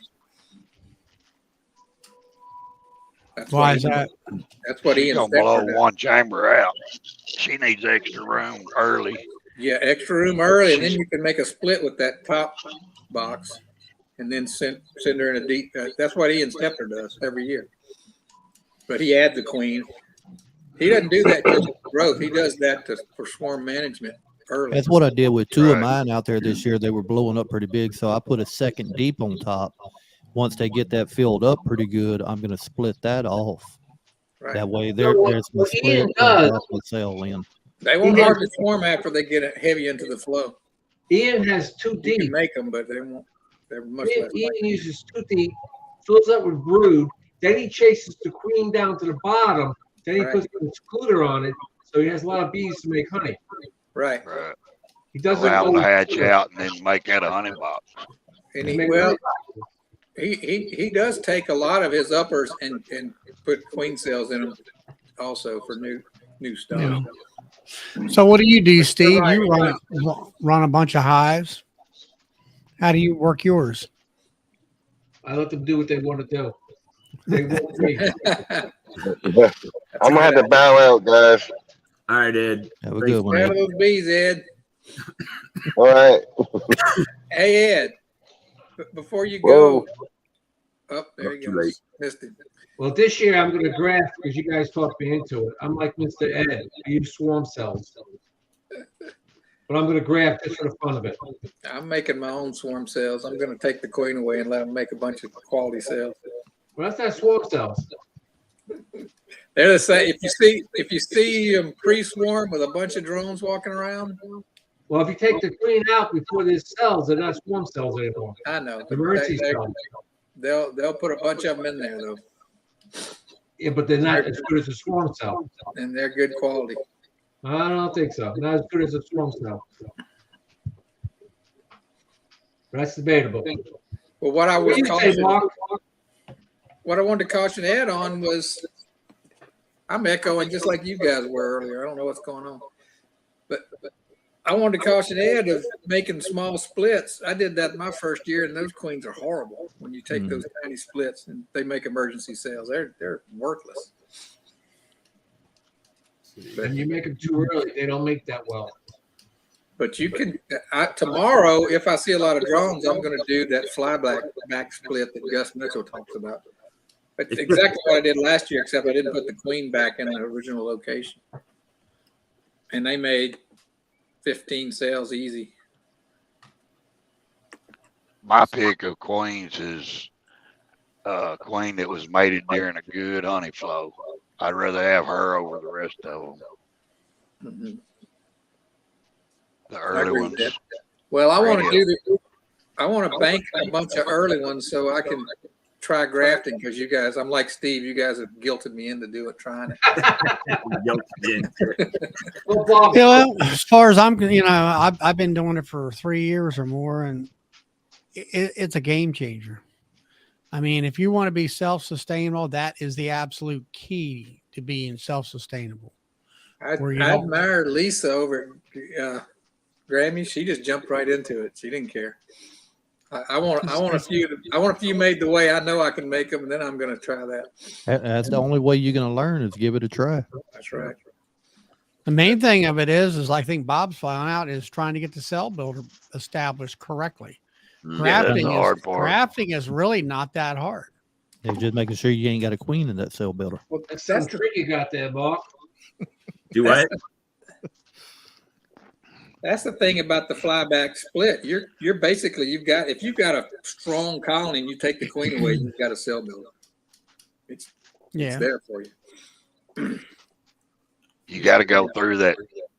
Make sure you crack down all them cells that they build if you're going to do it. You got to do it twice. Oh, yeah. You're right about that. I'm just talking about the way I do it. If they're going to build cells. What'd you say, Steve? You got to make sure all the queens down. All the queen cells are gone. Yeah, you got to make sure for sure. You know what? And that queen is in the mating nuke that I moved her to, marked, and she's walking around. She's not a very big queen, but she's walking around like she runs the place, but she hadn't started laying anything yet. Well, just give her time. So, and then how long has it been? How long has she been in there? Well, the round that I grafted after that has already, they're supposed to hatch out on tomorrow. So, so at least 16 days, over 16 days since that. Okay, it's just over 2 weeks. Give it a little while. Y'all had bad weather too. I had a mated queen I got, and it was in that hive, and I watched her. She was in there, and it was like, when are you ever going to lay? And went for weeks, and then as soon as the weather got decent, she started hopping them out like crazy, right? She had 2 damn frames worth in there, two damn frames full. And that's what I'm waiting on. This 80-degree weather we're getting in the next few days. As soon as the weather changed, she had 2 frames of eggs. And remember, that nectar coming in is going to entice her to lay too. So if sun's got to shine, it's got to be pretty to get good nectar in. So, and you got to have the flower. Yeah, that's the thing. We had some, and then got cold, and all them blooms pretty much went away, right? And, yeah. I'm figuring by the end of the week, we'll have the good weather back again. And if your queen gets mated pretty good, Bob, she ought to start laying up a pretty good storm then. Yeah. I'm hoping, because all of these boxes that I've been robbing from, now they're starting to look kind of suspect right now with that cold weather. I'm like, okay. I know you guys were doing it a couple weeks ago when it was warm, so let's go. Let's get it going. I've never seen a benefit in starting early at all. Have you, Charlie? You can't. I mean, it better not go under 50 degrees at night, or you're just wasting your time. Right. As far as grafting. I mean, as far as me grafting here, it's going to be. Yeah, but when you're grafting them and moving them to an incubator, I mean, then you're no, right? Those bees have to be warm enough in order to draw themselves out.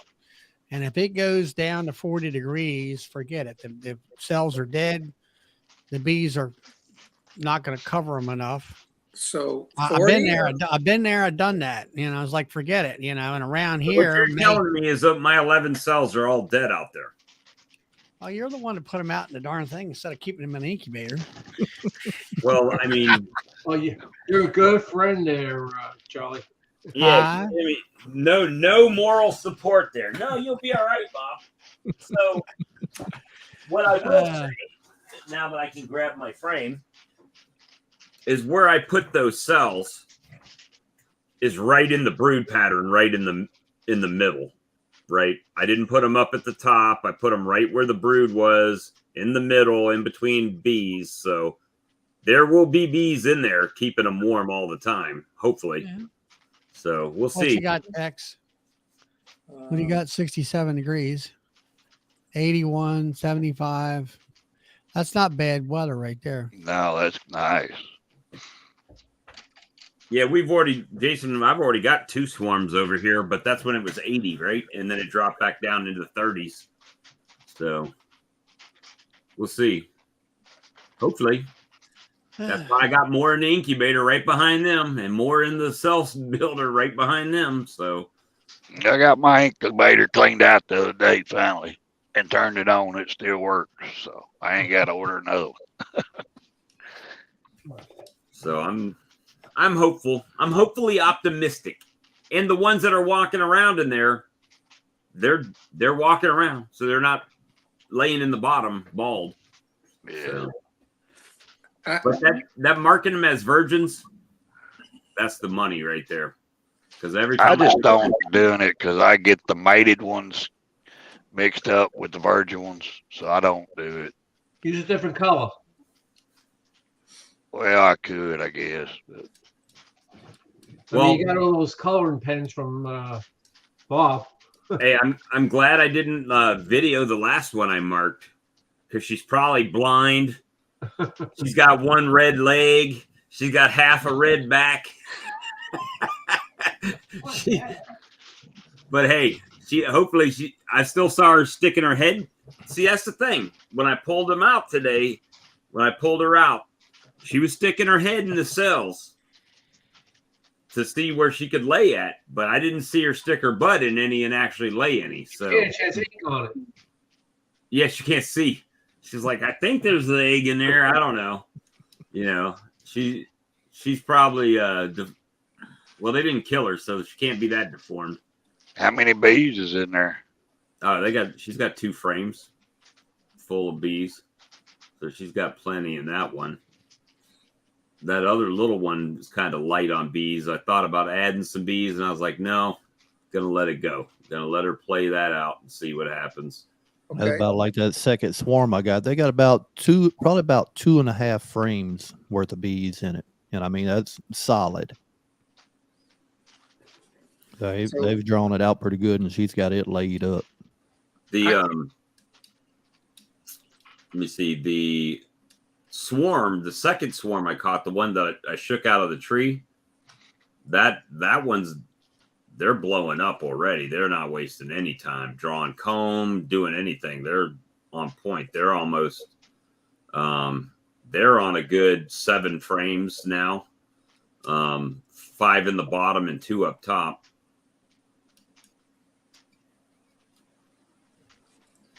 Yeah, but that one was already mated. The one I marked out there in the yard. The other ones, marking them when they're a virgin is so easy. They just walk right out of the cage, right? They can't fly. You just grab them, done. Put her back in there, let her dry while you're walking her out to her new home, and then let her walk on the frame. So I have a question for you guys. If I have drones tomorrow, I'm going to do 2 flyback splits, and 10 days from that'll be Saturday week. So my plan is this weekend to go to my farm and bring back a whole bunch of frames of brood and food and all that stuff, just resources to make splits with. Knock the queen cells off of them. I'll have them for 7 days like that and make splits. But if I end up with a lot of extra queen cells that following weekend, after I make my splits, could I get those queen cells and drive the 1.5 hours, 2 hours to the farm? And it'd probably take me another hour to get them in the colonies. I don't have an incubator or any way to keep them warm other than an ice chest and a water bottle or some hot water. Could I take those down and make more splits? How old are the cells? They're going to be 10 or they're probably 11 days old from the day I do the flyback.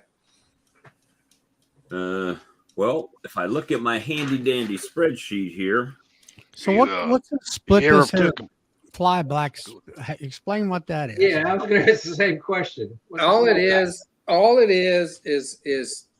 taking the queen away from the colony and letting them make cells. Okay. Yeah. But instead of putting the queen over here to the side, you put her back in the original location and you move the colony. So they make the cells, and the foraging bees return, and they go, oh shit, everybody's gone. We've got to, they revert back to being nurse bees and drawing comb and working to get that colony going again. Gus Mitchell explained it better than I do. But so the way I did it, which I guess is not a true walk away or flyback split, but I took a triple deep and I broke it down into 5 nukes. The weakest nuke had the original queen in it and was left in the original position that the triple deep was. That's exactly what it is. Yeah. And then the other 4 were moved away, right, and blocked in so they couldn't get out. So all the foragers fly back in with the queen, and that's her new colony, and she can keep laying. The other ones get cells or, make cells or whatever.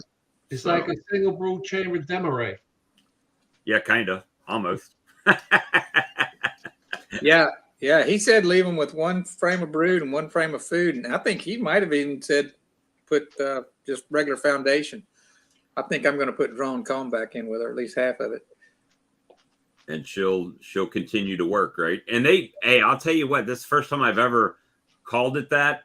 But when I took that triple deep and merged it down into a 5-frame box, that mother colony, Lord have mercy, the drift I'm getting from foragers returning, most of them went back in the main box, but a lot of them kind of split into my other nukes that were like next to it, those poly nukes, because I could see them like all on the outside of it and everything. So now, Steve, I don't want you chickening out on your grafting experiment now just because I told you the equipment years ago. I still got the equipment, just never did it.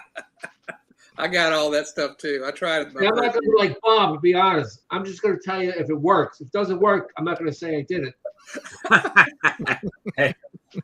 Hey, I gotta tell people. I mean, I put everything on the stream, so that's why I like watching this channel. That's what I was about to say. If we mess up on something, you might as well let everybody else know. That way they don't mess up and do the same thing. I get phone calls. Hey, how's your grafting going? I need it. Nope, sorry, you can't get it. You can't get it right now. I got plans for the cells right now. So it. And the funny thing is, I'm getting call from like a guy up the street, a few miles away, that's been keeping bees as long as I have. It's like, dude, hey, you can graft just like I can graft. If I learned how to do it, anybody can learn how to do it. It's just now. Ain't nothing hard about it. I love pro nukes. Pro nukes are useful for me. I use them to shake nurse bees in and from various hives, right? All the foragers will fly back, and I can carry all those nurse bees over to a colony and dump them bang them down. They'll get in a nice cluster. You just pour them out on a board. I usually use the bottom board and lean it up against the bottom board of my other colony, and they'll just walk right up in. I like them. I catch swarms in them. Well, when it gets hot, just make sure you put them under a shade somewhere, Bob, because they will overheat. I don't have any colonies currently in pro nukes because when it got cold, I moved all my swarms that I caught with them into wooden boxes. That or put a piece of plywood across the top so the sun don't hit it directly. You're correct, Lee. It happened to me last year. I had the swarm and you cooked it? Wasn't that big. I left it on the ground for weeks, and it was just overflowing with bees, and I just had a cover over it. It was 90-degree temperature for a week or so, and they all survived. So as long as you keep it out of the sun and keep it open, vent, it's fine. Well, a lot of the nukes that I have coming that I'm going to move into these pro nukes, they're going to go down to the chestnuts down there. So they're all covered by tree covered everywhere anyway. So, you said there's strawberry fields on the other side? On the other side of the road, yeah. They spray? They do use a fungicide, but our state law says they can't spray during the day. They have to spray at night. But, is it going to be gone by the time the bees come the next morning? No. So we'll see. Find out when they spray it. Maybe you can lock it up for a couple of days. Yeah, last year, first of all, I found out about the chestnut orchard when the people came to buy honey from me. So if that gives you a timing, it was like May when I put them out there. So it was already like too late, right? And I made weak nuke splits to put over there. So they never even had a good shot. It was just So this year it's going to be a little bit different. They're going to be strong with mated queens and ready to go when I put them over there. And how far is it from your? 10 minutes, 15 minutes? 3-4 miles. Okay. It's not, I mean, I pass the place every day. I would just have to take a little side street to get there. I was there. Right, Bob? I was there. Yeah, you were there. I drove you by it, right? Right. So this year it's, and you know, they're all hyped about having bees out there again because I don't know. I'm not much for coincidences. They've had that orchard in their family or grove in their family since like 1930 something. And this was the first year that they had bees out there. And it was also the first year their chestnuts won the blue ribbon in the state fair. So, you know, you can call it a coincidence, but, you know, I don't know. When are the chestnuts in bloom? What's that? When did they bloom, the chestnuts? Well, I ran into the guy a couple weeks ago, and he said they didn't even have leaves on the trees yet. So I've got time. Okay. Time still. I have to look it up. Let's see. It's a Chinese chestnut, right? Now, my blueberry orchard where I got the bees, some of my bees, about 2 miles away is a big commercial apple grove. I mean, hundreds of acres of apples. And my bees go out there all the time, but they use that nectar and the pollen, whatever they get from it, just to raise babies. They don't collect any honey.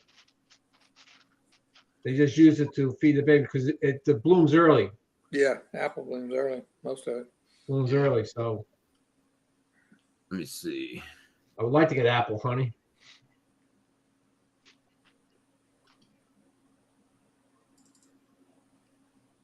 They are some late bloomers, though, varieties. Oh, yeah, they got all kinds of variety. Yes, you're right. I wished I had some of them that put on, or the apples were ready, you know, like in late October, November almost. We're getting those little cherry tree bloom. 17 years ago, I planted a bunch of apple trees. My kids were young with their friends with the quads. They ran them all over. Destroyed all my apple trees. Yeah. Now I'm too old to plant trees. I'll never see them grow. I grow them for my deer. Let me see. Well, I'm looking at bee source, and some people are saying that it's that the bees don't prefer the chestnuts. Yeah, but they may pollinate it. They said they don't prefer to do it that much, but I guess they will do it. You know, if you got them in the middle of the chestnut orchard, and that's about the only thing immediate for them to mess with, I'm sure they're gonna work it then. Till they get tired of it, huh? Yeah. Now, if you got chestnuts here and strawberries right next to it, and they're halfway in between, yeah, they may go to strawberries. Well, and it's kind of like my property, right? So there are lots of wild forage around there and water. So we'll see. They're going to go to the best one. Mm-hmm. And usually it's not the one. Have you ever noticed, at least for me, I'll have stuff in bloom in my yard, but the bees are taking off going way down the road. It's like they're going the furthest away that they can to get it and come back. It doesn't make much sense. So I don't know. Actually, it makes a lot of sense. I saw a video of a guy explaining exactly why they do that. They gather, they go all the way out and they gather on the way back. They don't gather when they leave because then they would be flying back with a full load and burning energy. So they fly out and start gathering all the way back. I got you. So they're working their way back to the hive from the furthest point. Well, that makes sense. See? That's the most efficient. And they never make it. They're so conservative. They never make it all the way back. That's why they don't touch the flowers real close to the colonies, because they got a full load before they get back to those flowers. Now, DC was asking here, isn't chestnuts wind pollinated? For the most part, they are, but the bees will still do some pollination with it also. But makes you wonder if they hand it off somewhere along the way, right, Phil? You ever thought about that? Yeah, maybe. You think somebody would have seen that? They work together as a colony, right? Right. You don't ever know. Don't ever know. And Mike Maybe Carter- send one 5 miles up the road and then 1, 2 miles, and they meet, and he gets it and brings it back. Well, he's out getting more. They do the same thing in the colony, right?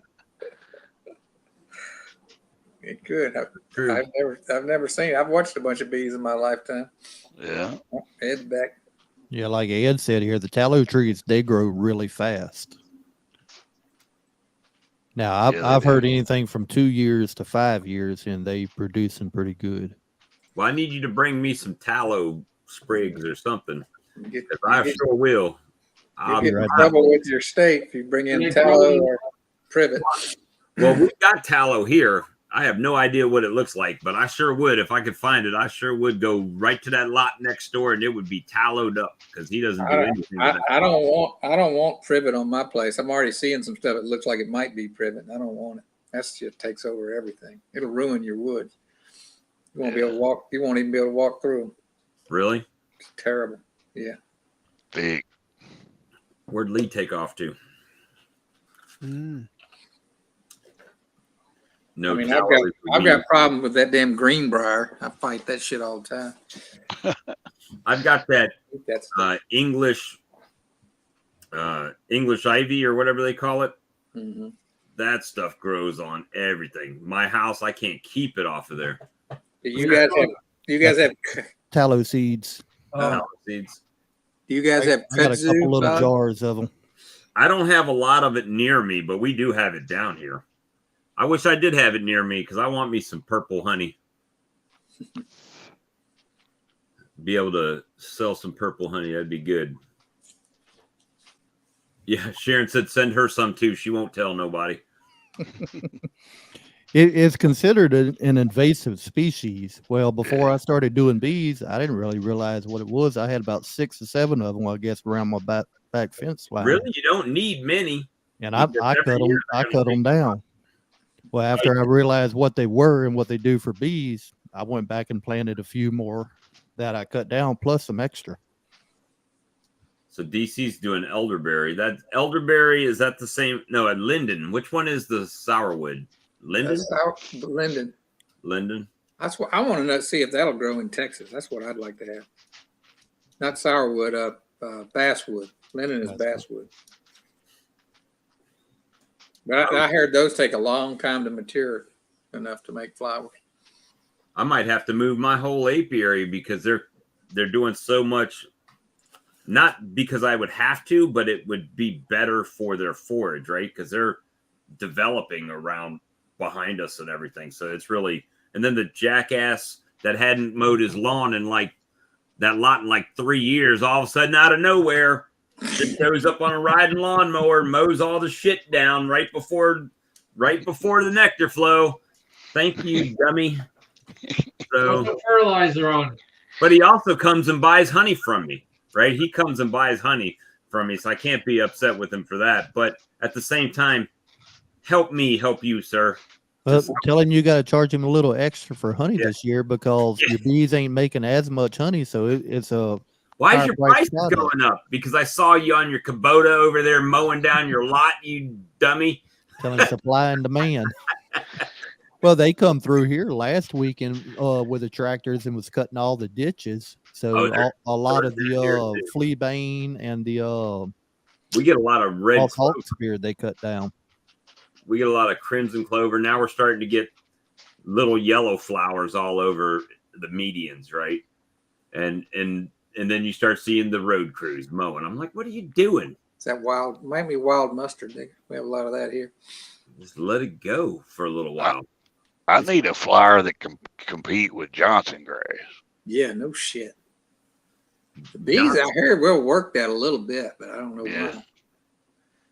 I hate that crap. I had to spray that stuff when I was younger. You can't kill it. No. We Roundup came out and we thought we were going to be able to kill it, but it knocks it way down, but it'll come back. Yeah. They have some stuff that does a better job. Kills it slower. You can't really do nothing with it either. I mean, because it just drowns out everything that you plant. Now, Chris, a bunch of my dandelions have already gone to seed. I still have a few of them that's coming up, but majority of them, they've already got the seed heads on them. White one, brown. Do honeybees forage on anything on an oak tree? Yeah, I think they'll get pollen off of those. So I've got that huge oak in the front of my yard. Does it have the yellow fronds that are hanging down before the leaves come out? I'm sure they get propolis from it too. Oh, my bees, they're like brick masons with their propolis. They'll seal that whole son of a gun closed. I mean, I don't know if it's the pine sap that they're using or what, but they glue those things up tight and mess around and leave a entrance reducer, the long one, leave it out a little bit where there's a gap. They will seal that whole gap with propolis like mortar. Let me see. I don't see anything on the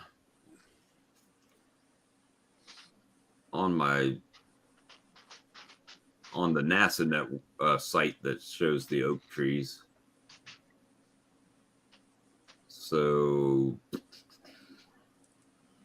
me see. It says I should have gallberry, inkberry, winterberry, Appalachian tea. Am I on the right thing? Because this sure looks like it changed from a few minutes ago when I hit this button. Let me make sure I hit the right section. Of course, yeah, I hit the wrong one. So like you were in the mountains. Yeah, that's my city divides the line on the map where it could, I guess, go either way on some of this stuff. As far as the NASA site, I'm not seeing anything on the oak tree. I see poison ivy and poison oak.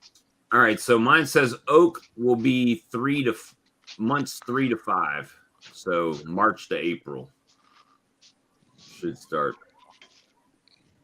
So, but it's not showing as like a major nectar source, right? So right now, Tupelo, black gum, and Ogeechee lime are from March until June.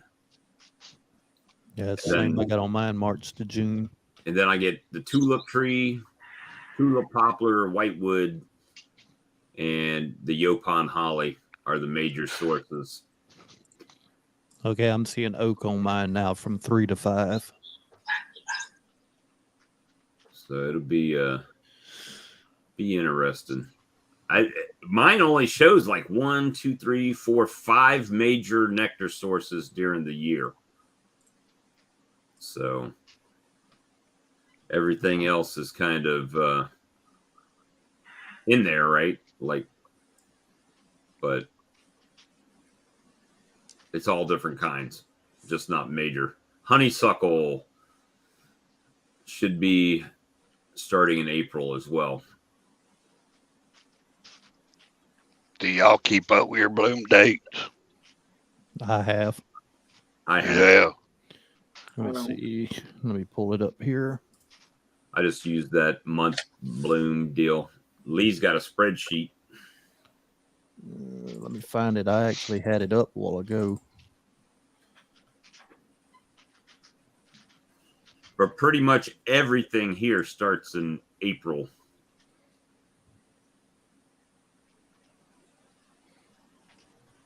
Trying to make sure it's big enough y'all can see. But see, like last year, our privet was blooming it was budding the first week of April, and it started blooming the 10th.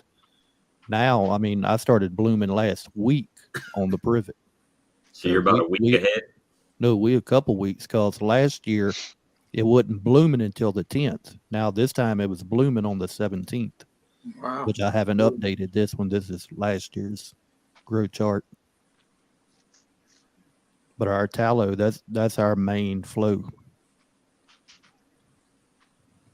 We get most of our stuff. I mean, Tupelo, black gum, and Ogeechee is the only thing that's showing as a major flow right now, March to June. And then we got everything else starts in pretty much in April, May, June. and then we harvest, and then in July, goldenrod starts, supposedly.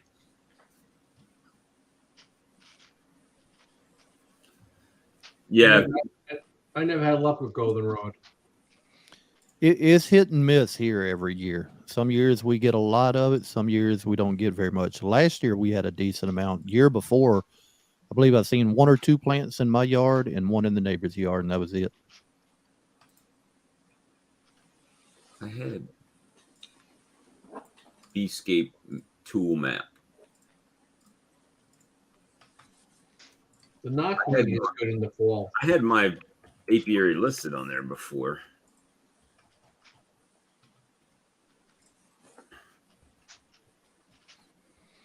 I do realize we've been on 2.5 hours. Still got 50 people watching. Continue. Lee, your spreadsheet, what is that? Just what you view, and then you just put it in there. Yeah. Yeah. Basically, I got each month just split into 3 parts: the beginning of the month, middle of the month, end of the month. But then I do go in and put the date that I noticed something. Well, it looks like my bees will fly all the way onto the military base, which is good because they've got all kinds of like dogwoods and stuff over there. Paul, it could feel more than that because, let's see, year before last, my number 1 hive, I filled up 5 supers off of tallow. And last year, I had some on. They filled them up. I pulled them off and added more back to it. So technically, they filled up, I think it was about 7.5 or 8 medium supers. Well, if you look at Beescape, and this is one thing, if you haven't done Beescape, let me share this. I've done it before, but it kind of shows your, like that's my apiary here, right? So it kind of shows where they'll travel to. Mm-hmm. Now, Mr. Sam is over here. I don't know if you can see, but there's a National Guard base here. He's right by the National Guard base. So his circles would actually overlap my circles. So there's a chance that our bees are crossbreeding, I guess it would be. My queens could be mating with his queen or his drones, and his drones could be mating with my queen, or vice versa, you know. Or maybe 2 queens are mating with each other. And then can you see? You can't see my cursor, I don't think. But let me see if I can blow it up bigger. Maybe you can see it then. No, but right over here, outside of my circles, where the chestnuts are. So if I had bees on the chestnuts and he's got bees over here, that'd be a pretty good drone congregation area in here between the 3 yards. So yeah. We'll see what happens. Y'all can help each other. Yeah, we're gonna try. We try to do our best to help each other out. But he doesn't graft. He does a lot of, cutting his cells out and stuff like that as well. So it's just what he's used to doing. He's been doing it that way for 15 years or whatever. And it's you kind of get set in his ways. Yeah, well, the big thing is that it takes him longer to produce his nukes he's trying to sell, because he's doing it by walk-away split, right? So you do a walk-away and you drop bees in there. Well, then you're going to get a select number of bees or a select number of cells that they've produced off of that frame. And then you're cutting those and making more splits, but then you're having to go back and check all those, just like you are when you're grafting. But you're now he's got to check all of his hives, right? All of his hives that he's split to see which ones are mated, which ones came back, which ones got tore down. So I don't know. I can't say one way is necessarily better than the other because it works. But I know if you're grafting and you've got 30 cells and you put all 30 cells in one one fell swoop, or virgins, right? If they're hatched out virgins, then you know that there's a queen in that colony, and you're not fooling with it as much. But you know, hey, that's his business model. That's what he's doing. So I have brought him to the dark side a little bit because you know, he did buy some queen cells to make his first splits to and he put him in his incubator. It'll speed up his process a little bit. He's not having yeah. to worry about them having to draw out another cell and then cap it, and all that is already at least a week and a half, 2 weeks ahead of schedule for him. Right. So he is, I mean, he's doing it. He knows what he's doing, but just trying to help him streamline that a little bit, you know. Help me, Bob. Come over and help me. Well, I can't change Mother Nature. That's the problem. Bob, do you prime your your cells before you graft? I haven't been. When Amir came over here, that's the only difference that we did is prime those cells ahead of time. He brought a little thing of royal jelly, and he actually primed the cups. I didn't prime the cups. He went through and primed them. So he just puts a very little bit of royal jelly in the bottom. And do you put the cups in there before you graft to have them clean it out or anything, or just get the bag and do it? Well, after the first time, I kind of been working on stuff like this, right? That's already got wax on it. This last time, since I had one bunch of cells in the incubator, the next set that I did had all colored cups on it, so it was different, but they were new. Now this time, the ones that are out there, they were just brand new cups out of the bag. So, all right, guys, I'm gonna bug out. All right, Charlie, have a good one. See you, Charlie. All right, see you later. That's what I'm wanting to work on when I do get out there to start grafting. I've got some of the little amber vials that I'm wanting to store some royal jelly in. Because you can store the royal jelly in a refrigerator up to a year, or the deep freeze for up to 2 years. Now, Mark, do you prime your cells, or you just plop them in? Man, I used to, Bob, when I started. It made it easier for me, but then as time progressed, I just quit doing it. Did you do you put them in and let them polish them first, or you just grab them out of the bag and let them go? I just get them out of the bag. Has anybody ever used yogurt? I haven't. I've heard that, but I don't never know anybody that's done it. I've never seen anybody do it, but I've heard people talking about it. Be Wise Winter Survival Tool. No, not going to go there. Let me see. This thing says make an account. I've already got an account. But anyway, it's about that time anyway, right, Lee? It's 10:45 my time, so it means it's 10:45 your time.